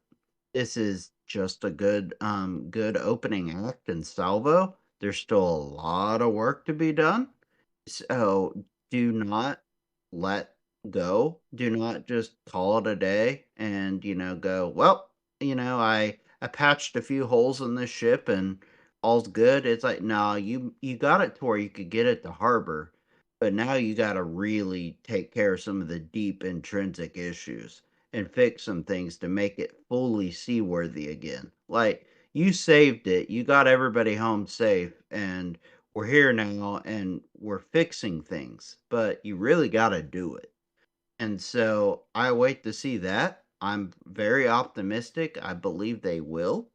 But, we still, as a community, need to let them know that we are watching and we are paying attention. And we're not just going to go, oh, hey, I found a $20 bill and I'm happy now. Like, no, we got to, keep it on, but be respectful and positive. Like what I'm seeing, the energy's really, really good. And yeah, one thing I thought kind of got glossed over in the manifesto was about acquisitions and mergers. When areas might not be fast enough to develop. And that kind of, a few people picked up on it and talked about it and posted articles on it. But to me, it felt like it kind of was under the radar. Like, that doesn't mean they're going to go get a EA or something like that. Like, I don't think they want to deal with that nonsense again. But, like, maybe a smaller studio or two that fills a need or like I asked Asha just point blank yesterday, like I tweeted it out knowing it was a Hail Mary long shot she'd respond, but I just thought I'd ask because she's been open, so why not ask? I was like, what about dormant IPs?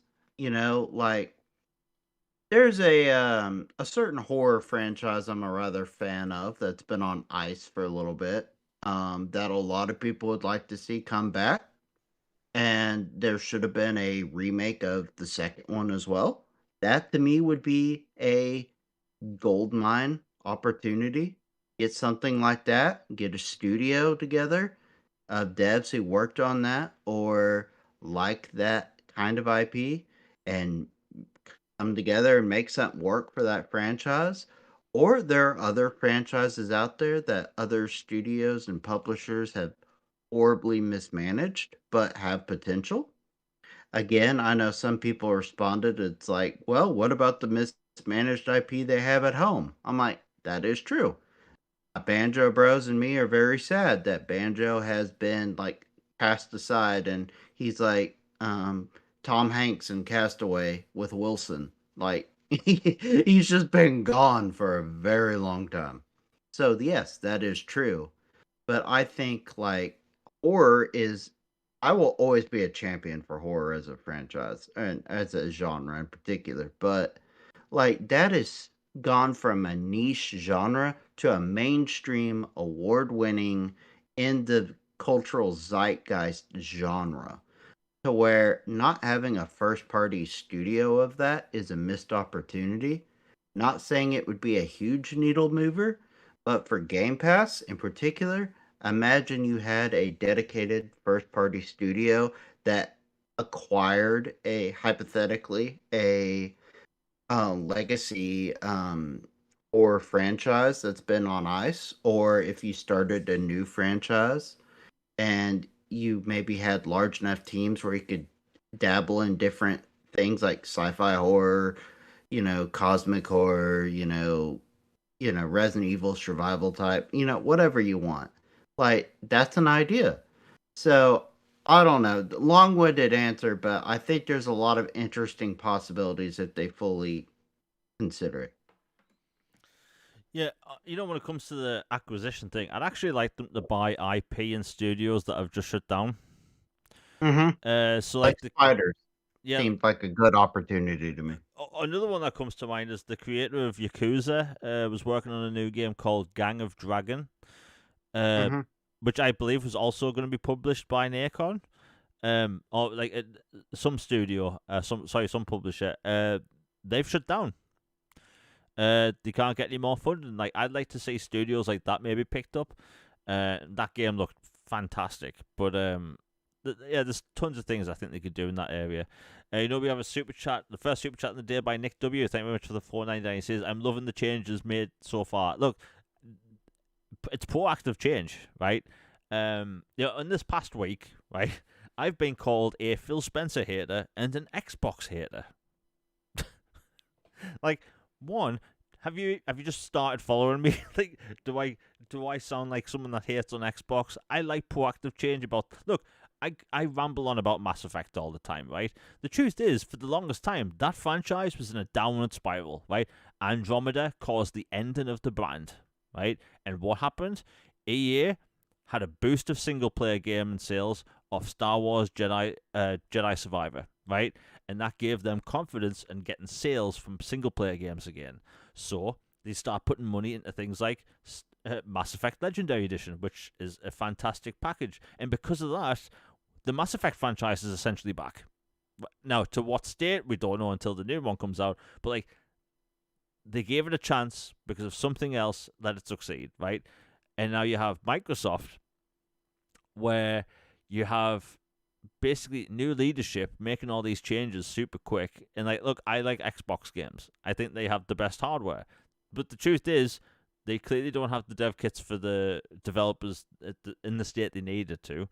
And they clearly forgot about the console player, right? Every single interview we've seen over the past several years has been console on the back burner. It's all been about cloud, portable gaming. Yes, your next gen Xbox is a PC/console hybrid, although now they're saying it's a console, which is great. But like, there's been all this focus on everything other than the console, right?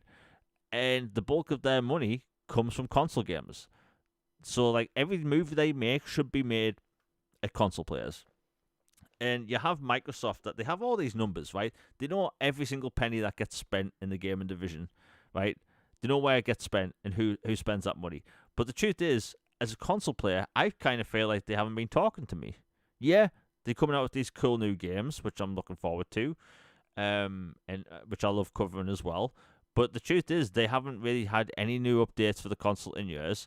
Like Logan said, 2021 was the last time where I feel like the console brand was console centric. With the 20th anniversary when we got the backwards compatible games for the 20th anniversary, and that's basically it. They came out with cool games afterwards, but we stopped getting first party.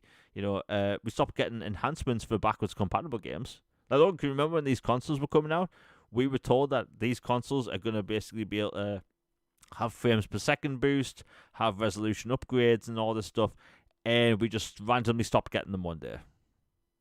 Yeah, I remember, like, even when they said, well, we can't add any more now, we've exhausted either tech or licensing and stuff, in parenthesis, before acquisition of Activision Blizzard King, because that obviously gives you a whole bunch of new things you own that you didn't have before.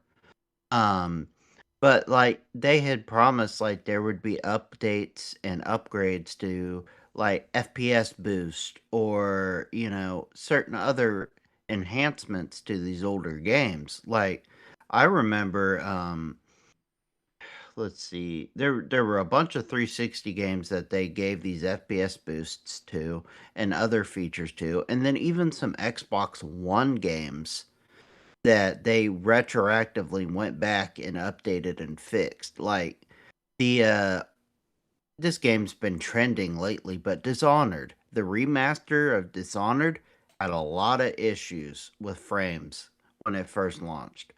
And the Prey, the arcane Prey, not the human head Prey, had a lot of frame issues as well, and they went back and fixed those and gave an FPS boost. They did the same for Fallout 4 before the Series XS edition has now become a thing. Like, we were promised a whole bunch of that and told that these were coming, and then lo and behold, something behind the scenes changed, and that thing was kiboshed. And we did not hear a peep about it for years now. So, hopefully, as part of 25th anniversary stuff, talking to y'all Xbox, but please, like, have a 25th anniversary batch of new games added and have some enhancements and some stuff to 360 OG and even just one generation Xbox One generation games that maybe had some hiccups that you can now tweak and make much better. Like this was something that was talked about and it just not followed up on for years because of reasons. Let's drop the reasons now and let's just do it, please. Yeah, when I say like I think Microsoft were coasting by, we weren't getting anything new when it came to feature sets, and it turns out that was the case. Like Yeah, they all were twiddling thumbs, being yeah, honest. They were. and like what's been happening because like, a lot of people that like look when they announced, and we're going to be talking about the exclusive thing in a second, but like when they announced the multi-platform thing at the time, to me, like that wasn't even the thing that started it. Like it started in 2022, where we just stopped getting features. We stopped getting a rollout of things people have been wanting. Like the fact that the quick resume feature we got straight away, right?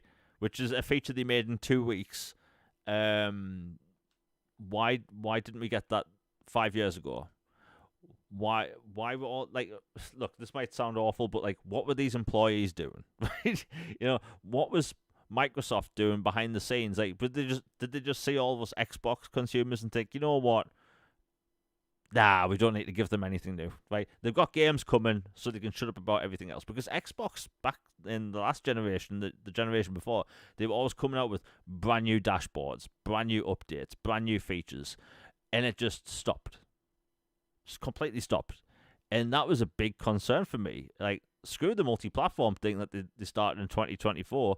The problem's been going on longer than that. Just the complete, I don't want to say abandonment of the console player, but like, just they stopped paying attention to us in a way that mattered. And I feel like now we're getting the attention that we needed. Uh, and honestly, like I saw a lot of people over the past couple of years that were diehard Xbox fans. They kind of just stopped caring, about Xbox as a brand. Like they were getting the cool games and stuff, but that was it. They no longer really cared anymore because they felt like Microsoft wasn't talking to them. And what I've seen over the past 2 months is that those people are coming back. There's people that are getting excited about the brands. Like people from Microsoft are talking about Xbox all the time now. They're talking to Xbox fans. They're talking to Xbox content creators. And this is great. Like Xbox has needed to change for so long. And look, I'm not going to mention names because I don't want to be mean. But all I've seen in a lot of my replies over the past 2 months is people being really positive. Yes, the Call of Duty being removed from Game Pass thing isn't ideal, but in my opinion, the price reduction outweighs the negatives of Call of Duty being removed. That's just my opinion. And I'm seeing really positive movements in the Xbox fandom at the minute. And like, look, we all know Microsoft, they are held to a higher standard in every capacity. So like over the past 2 years, it's been, look, as someone that covers Xbox, let me tell you, almost every single comment I get under every video I make and every podcast, let me tell you, no matter what the topic is, there's people that are not just fanboys, like angry PlayStation fanboys on my feed. It's kind of disappointed Xbox fans. And over the past 60 days, I've noticed there's been less of that. And this past week with that manifesto, like that's a good sign. They're paying attention to the actual gamer on the Xbox side, because their user base are console players, and they need to pay attention to them. And you know what? We'll talk about the exclusive things now, because that is the elephant in the room, right? So in this manifesto, she was talking about how they need to reevaluate the approach to exclusivity. If they weren't going to change anything, they wouldn't have mentioned it. Exclusivity has been a touchy subject for 2 years. And this has been my biggest problem with the whole multi-platform thing for the longest time. The second Microsoft start doing multi-platform games across the board, basically the conversation about all these games stopped being about the games. They started to be about platforms, right? Microsoft announced a brand new expansion for Starfield. And are people talking about the new features? No, they're talking about, oh, I can't wait to play this on PS5. That's what all my replies are like, right? Not talking about the cool features. Hey, doesn't Fable look good and how you can see an open world Bowerstone? No, it's not like that. It's, I can't wait to play this on my PlayStation 5, right? Nobody's talking about the games anymore. IGN, GameSpot, Eurogamer, we're not seeing articles about these games anymore. We're not seeing articles about cool features in these games. It's all about the platforms they're going on, which leads me to believe two things. One, people don't really care about games anymore, right? They just care about this sort of changing the optics around Xbox, right? And also, it tells me that people want Xbox games, they just don't want to buy the hardware, which is a very entitled thing I've noticed over the past couple of weeks, where you have people that they want Xbox to quote-unquote do better, but they don't want the games to stay exclusive on Xbox. Like, if we really want a competitive Xbox, which would be a healthier Xbox, and a healthier Xbox means a healthier game industry, they kind of need to do exclusives in a big way, right? And by the way, I don't think every game should be exclusive. We talked about this before, but I'll reiterate. Like, I think your tentpole games, such as your Halo, your Forza, your Gears, that type of thing, should be, exclusive. Halo, Forza, Gears, Fable. Big tentpole new games, such as that StarCraft first-person shooter that's meant to be coming out, right? That should be exclusive. Things like the Elder Scrolls 6 should be exclusive, in my opinion. But things like the Fallout 3 remaster, Minecraft Dungeons 2, Kiln, which came out recently, right? I think games like that, Call of Duty should be multi-platform. But I think that if you want to sell your console to the masses, you have to have hardware. You have to have games to advertise the hardware. Because when the conversation stopped being about the games, that's when I noticed the problem was happening, right? So multi-platform, and by the way, damaging the brand for short-term gain was never a good idea. It was never Completely a good idea. asinine. Completely. Yeah, it was an asinine thing. And, Diablo, Call of Duty, all that stuff should be multi-platform. But, Halo, Forza Gears, StarCraft shooter, all that stuff. I think, personally, and I can say this as someone that's played probably over 100 hours of it, I was in the top 15 best players in the world, Flight Sim, right? Do you know how many times I stopped posting clips on social media of Flight Sim 2024 because of my replies. I was getting replies all the time saying, it's not a game, what kind of crap's this? And the second this game was announced for their platform, they were fine with it. right? And Flight Sim 2024 is a technical marvel, right? It is absurdly fun. It's relaxing. It's very complex, and it is basically the best flight sim on the planet. And that game, like, people weren't allowed to enjoy it. They said it wasn't a game, and now that's multi-platform. It's okay, right? Um, and I personally think that the multi-platform approach to gaming on Microsoft's side was a failed experiment. It clearly didn't work, and I think that, like, look, go to any Phil Spencer interview at IGN or GameSpot or any of those things, right? Notice that when Phil Spencer's asked about a game, he's not asked about, hey, who do you play as in this game? Or, hey, what are the gameplay mechanics? What's the gameplay like? What's the combat mechanics like in the new Fable game? How does magic work? We're not hearing any of those questions. It's all, so is this game coming to PlayStation 5? That's all it is. That's all it is. And I noticed this problem day one, right? No more conversation about the games. It's all about, hey, can I play this game on that piece of hardware, right? Go to IGN or any of those places right now. Type in Fable, right? And you'll notice that the conversation has nothing to do with the game. Nothing, right? And we've talked about this before. I hate how a lot of video game content on social media, on YouTube, whenever they talk about these games, they're not talking about the games, right? A lot of podcasts, I'm not going to name people, but a lot of podcasts now, when they talk about Fable, when they talk about Gears of War E-Day, they are not talking about the games themselves. They talk about, hey, Gears of War E-Day, will this be on PlayStation? You're not talking about the game. You're talking about a platform, right? And this has been a big problem for me. Like, think about it. We have all these cool games in development, and nobody wants to talk about them. We have to talk about the bloody platforms, right? Because guess what? We know when Wolverine comes out this September, do you know what we're hearing? About the game. We aren't hearing about platforms. And that's been so annoying. Like, these developers put their heart and soul in these games for years, and they do these little deep dives, these little reveals of gameplay and all this stuff, and nobody's talking about it. Like, this is why we always, like, kind of have a large portion of the podcast to talk about the games themselves, because nobody talks about them anymore. It's all about hardware. It's all about leaks. It's all about, I know I'm doing a quote unquote crash out at the minute, but who gives a crap, right? It annoyed the living hell out of me that there's no conversation about games, right? I blame mainly IGN and all these big places for this, but, like, the multi-platform thing did not help. And, like, even today in Boom's chat, right, I noticed there was a lot of people saying Microsoft can't go to exclusivity again because it didn't work the first time around. Every single time someone brings that up, they are literally lying.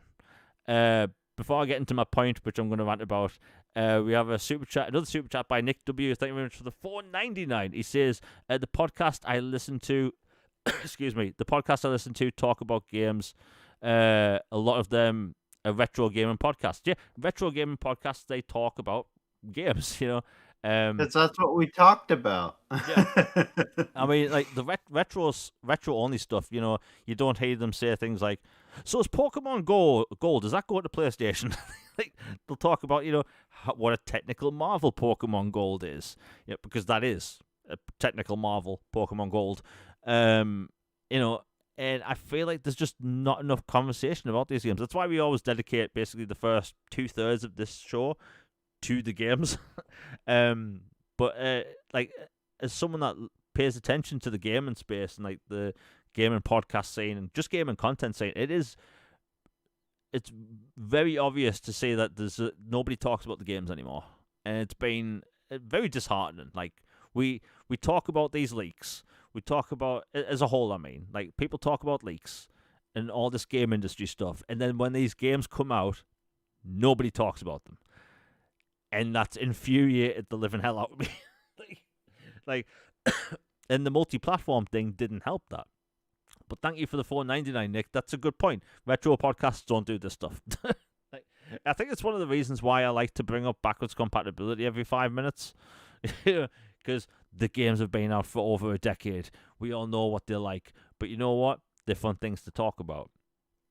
And Microsoft getting back to exclusives would really help doing this stuff. Help the conversation be about games. Because, look, the Fallout 3 remakes, in my opinion, it's going to be announced next month. Right? So wouldn't it be cool if when that gets announced, people talk about, like, hey, how do loading screens work in Mothership Zeta? Is it seamless? Like, stuff like that. Or are we going to just talk about platforms? I think I know which way it's going to go. But, like, back to my point of Microsoft apparently not working, or the exclusives not working for Xbox, that is a bald-faced lie, because we have proof, right? The Xbox Series X and S didn't launch with any exclusives outside of Gears Tactics, and that's a very niche genre. Halo Infinite was put off for a year due to the whole Craig situation, which I think is still stupid to this day. And, like, Microsoft didn't do this thing called follow-through. They started buying all these studios in 2018, and they weren't allowed to say what these games being exclusive would sell their consoles like. So you have Halo Infinite in 2021, it released under quote-unquote controversy.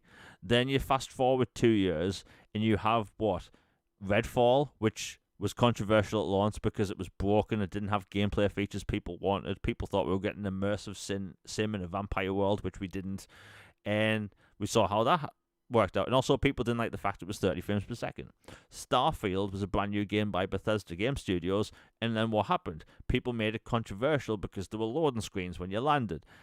So when all of Microsoft's first-party games start kicking off, and I want to say with Indiana Jones, right? Basically everything they've came out with since Indiana Jones has been great, right?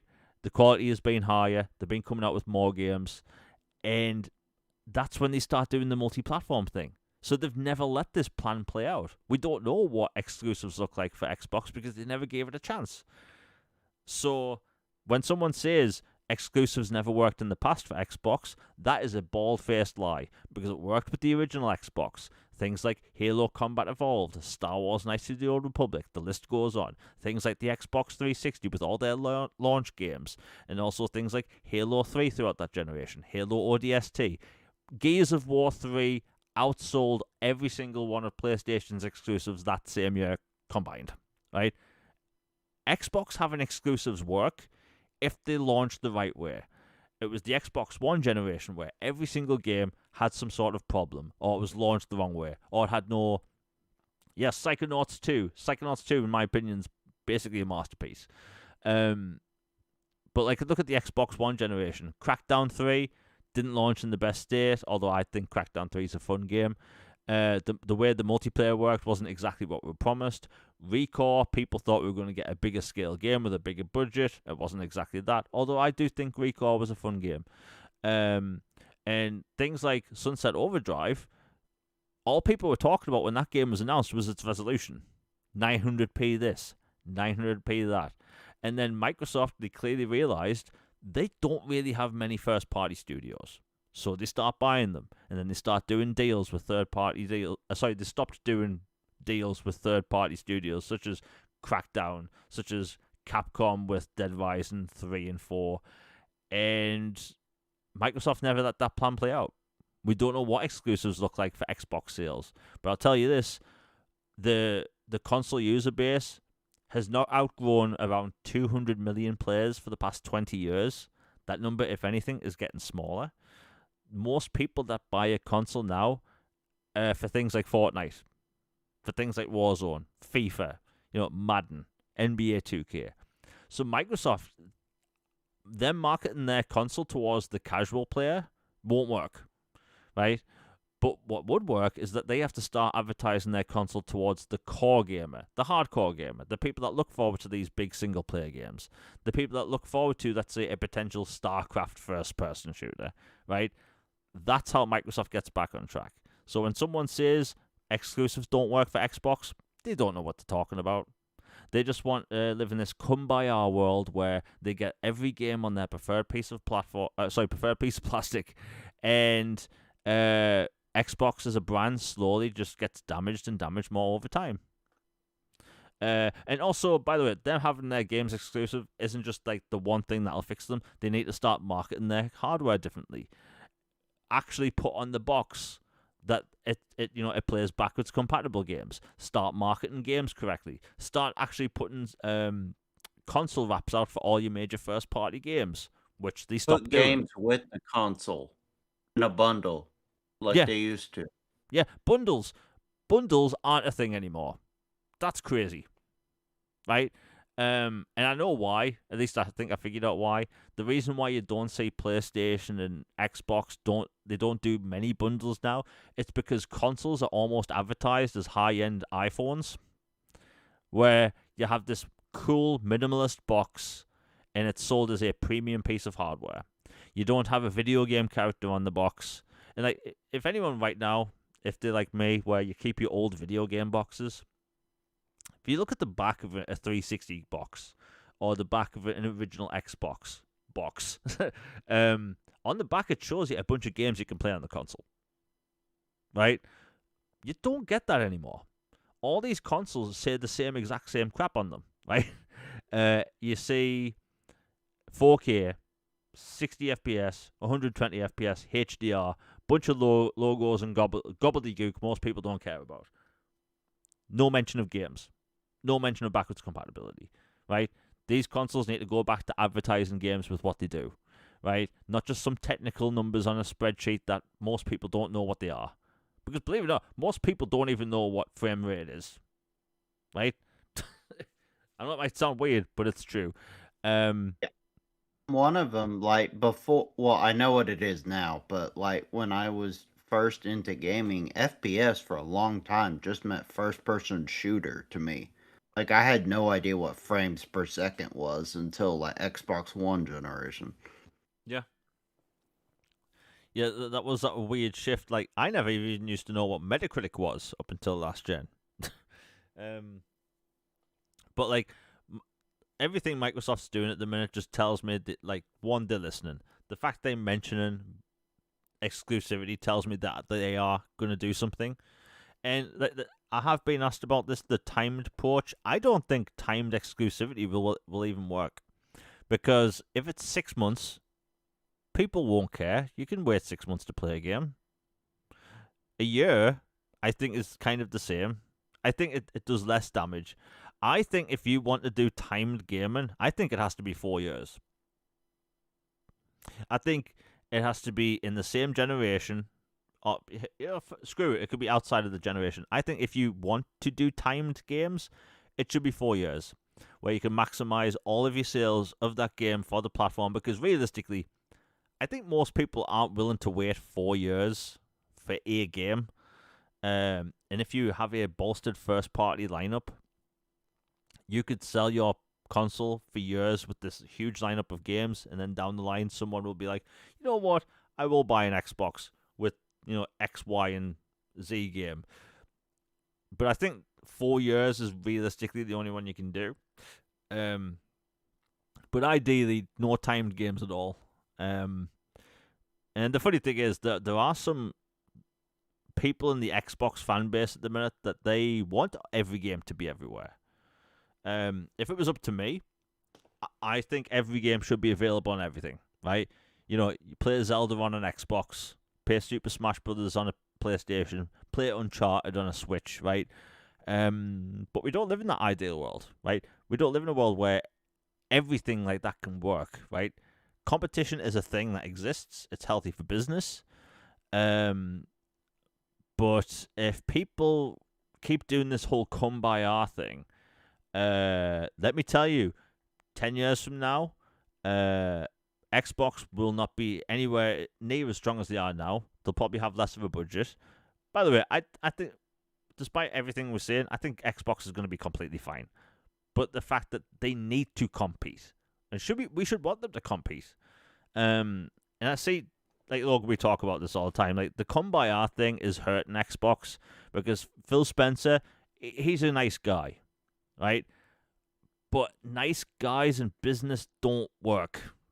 And I feel that, Microsoft to grow their console brand, they have to make some, they have to make some aggressive moves because their competition is willing to pay to keep games off their platform.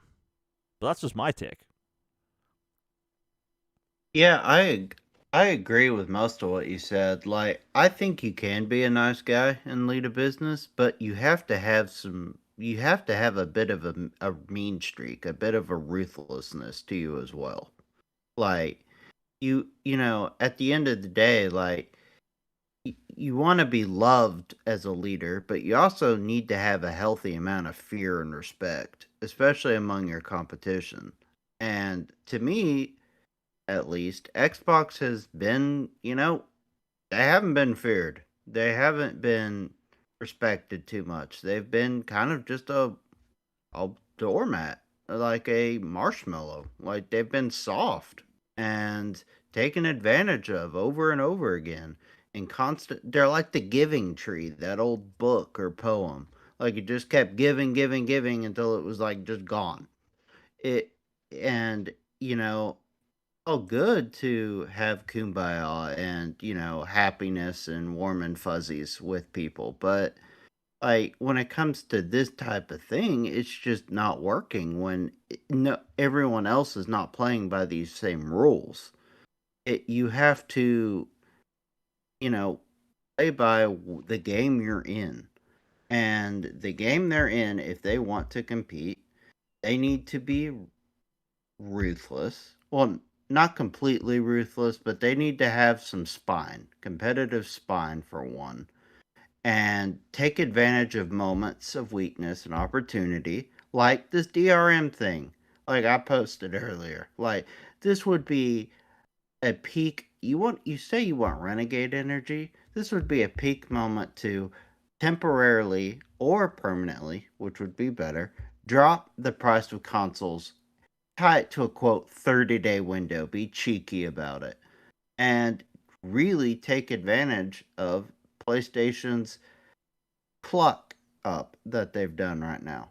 So, just that was an example. Exclusivity, if it was up to me, I'd be like Michael Jordan, say, bleep them ports.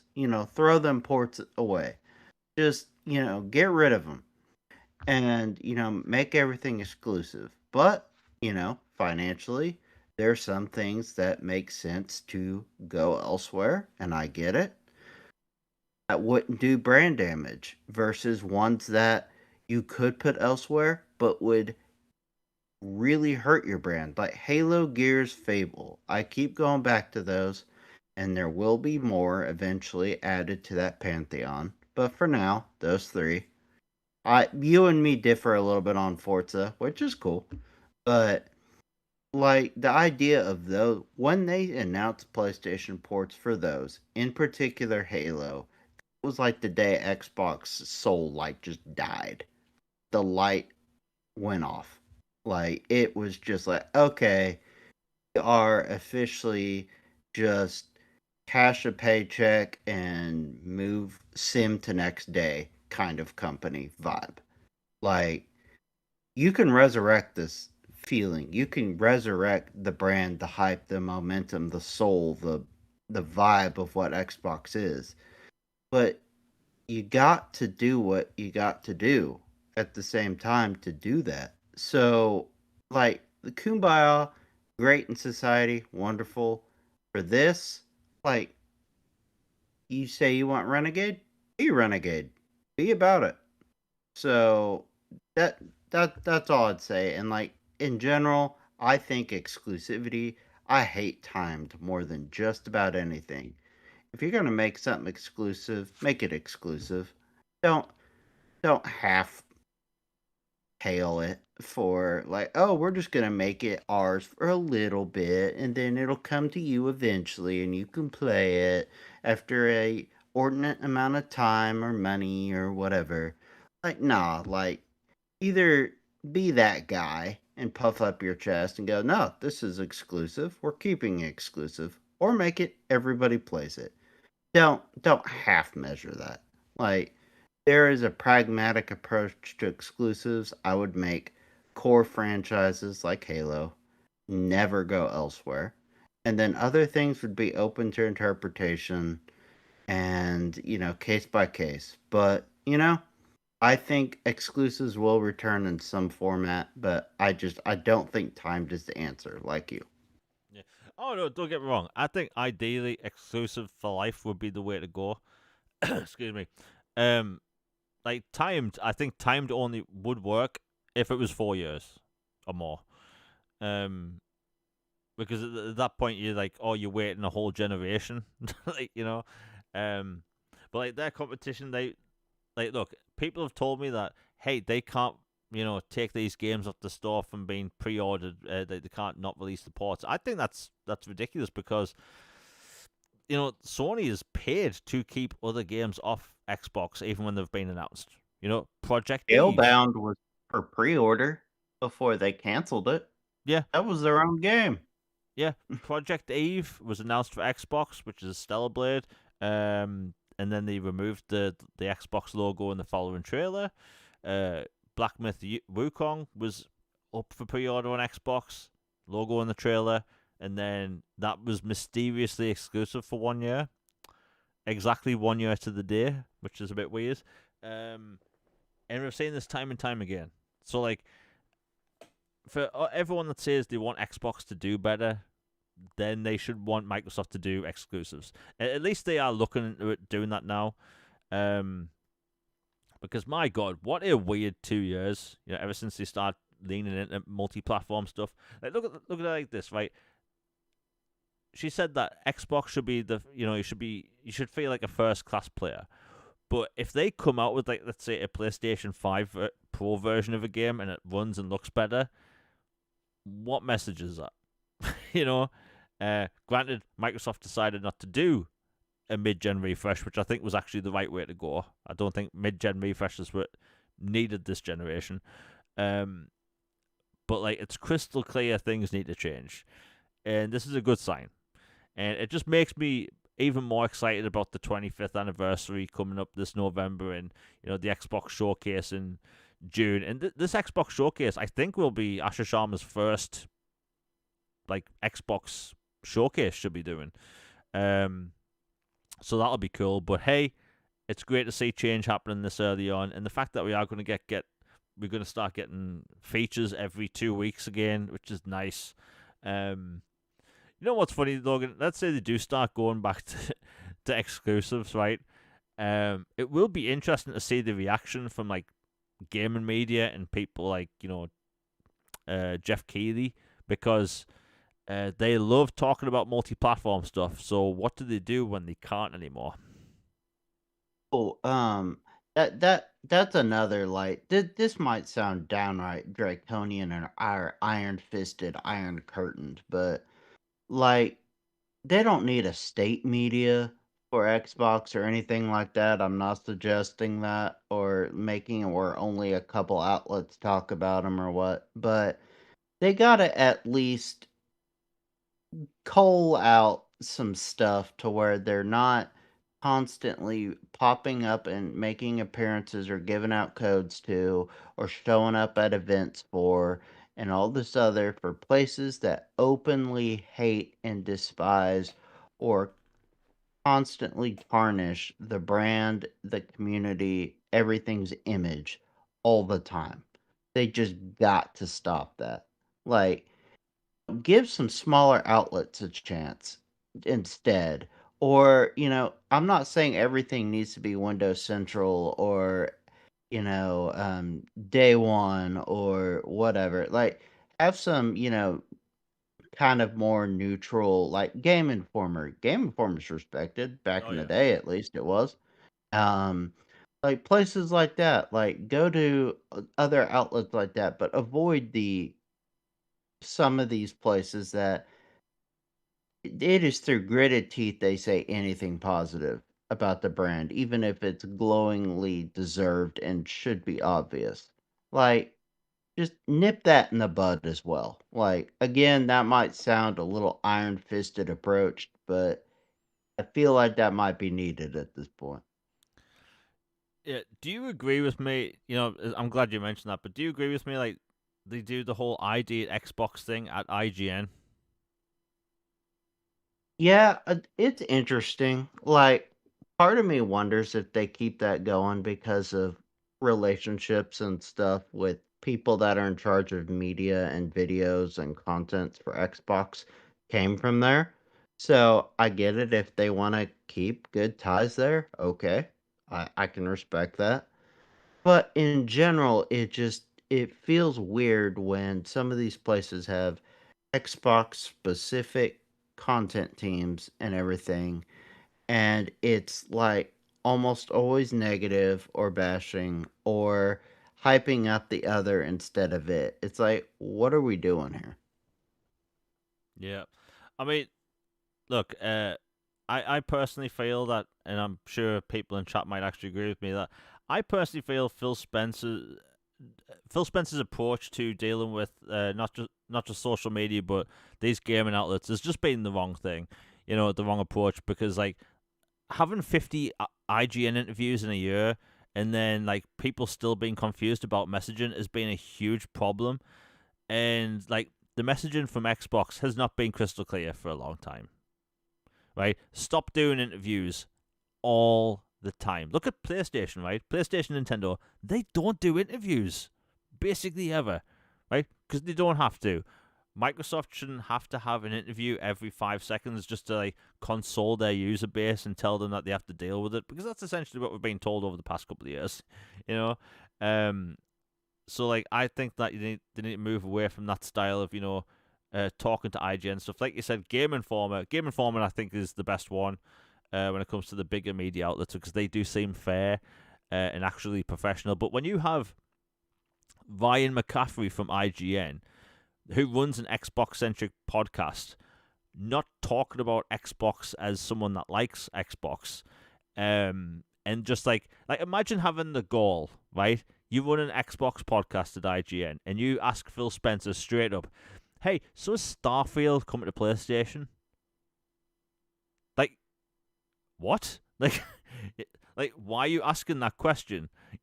Like it's not asking about, back to my original point, not talking about the games, not talking about the platform. Like Phil Spencer and the head of Xbox at the time, these are the only people that would be questioning gaming about a different brand. You don't hear PlayStation execs being asked about Xbox. Xbox doesn't even exist. Same with Nintendo, right? But with Xbox, all these media outlets, they will ask these questions, talking about other gaming brands and their success. It's like, do you know, one, how rude that is and how disrespectful that is? like, and it's been blatantly obvious for years that this is a problem, but thankfully it looks like that's not going to be the case. But hey, that's just my take. Like, I think that these are good steps. These are good baby steps, not like the video game, but these are good baby steps because Microsoft's needed a change for a long time, and at least now it looks like we're going to see some sort of backbone. Like, hell, even hiring for a manager, for someone that's going to help protect the brand and its reputation, that's great. Um, but yeah, Logan, have you got anything else to say before we close out the show? No, just Godspeed, everybody. Be nice. Enjoy games and keep up the good energy and let it know that this is a good start, but more needs to be done still. Yeah. I mean, look, these are active changes and more's coming. But hey, we'll be talking about this for a new episode of All Things Xbox Podcast, same time next Tuesday. I've had some technical difficulties behind the scenes, which, let's be honest, it's RAM related. um, but if my plans work, I should be putting out 2 videos by the next podcast. Some of which may be about new leadership at Xbox, some of which may be about upcoming games. I hope people like them both, because these videos take a long time to make. Anyway, we hope everyone in chat has an amazing day. And by the way, this week we haven't really had any fanboys in chat, which has been nice. For some reason, there's always 1 or 2 people that pop up that just likes to start arguing and name calling. Like, no, I like to say this is the chillest chat on the planet. Everyone's always super cool and always chatting about games. Anyway, like I said before, should be 2 videos dropping by next Tuesday. And, well, podcast returns next Tuesday. We hope everyone has a great day. We're out, everybody.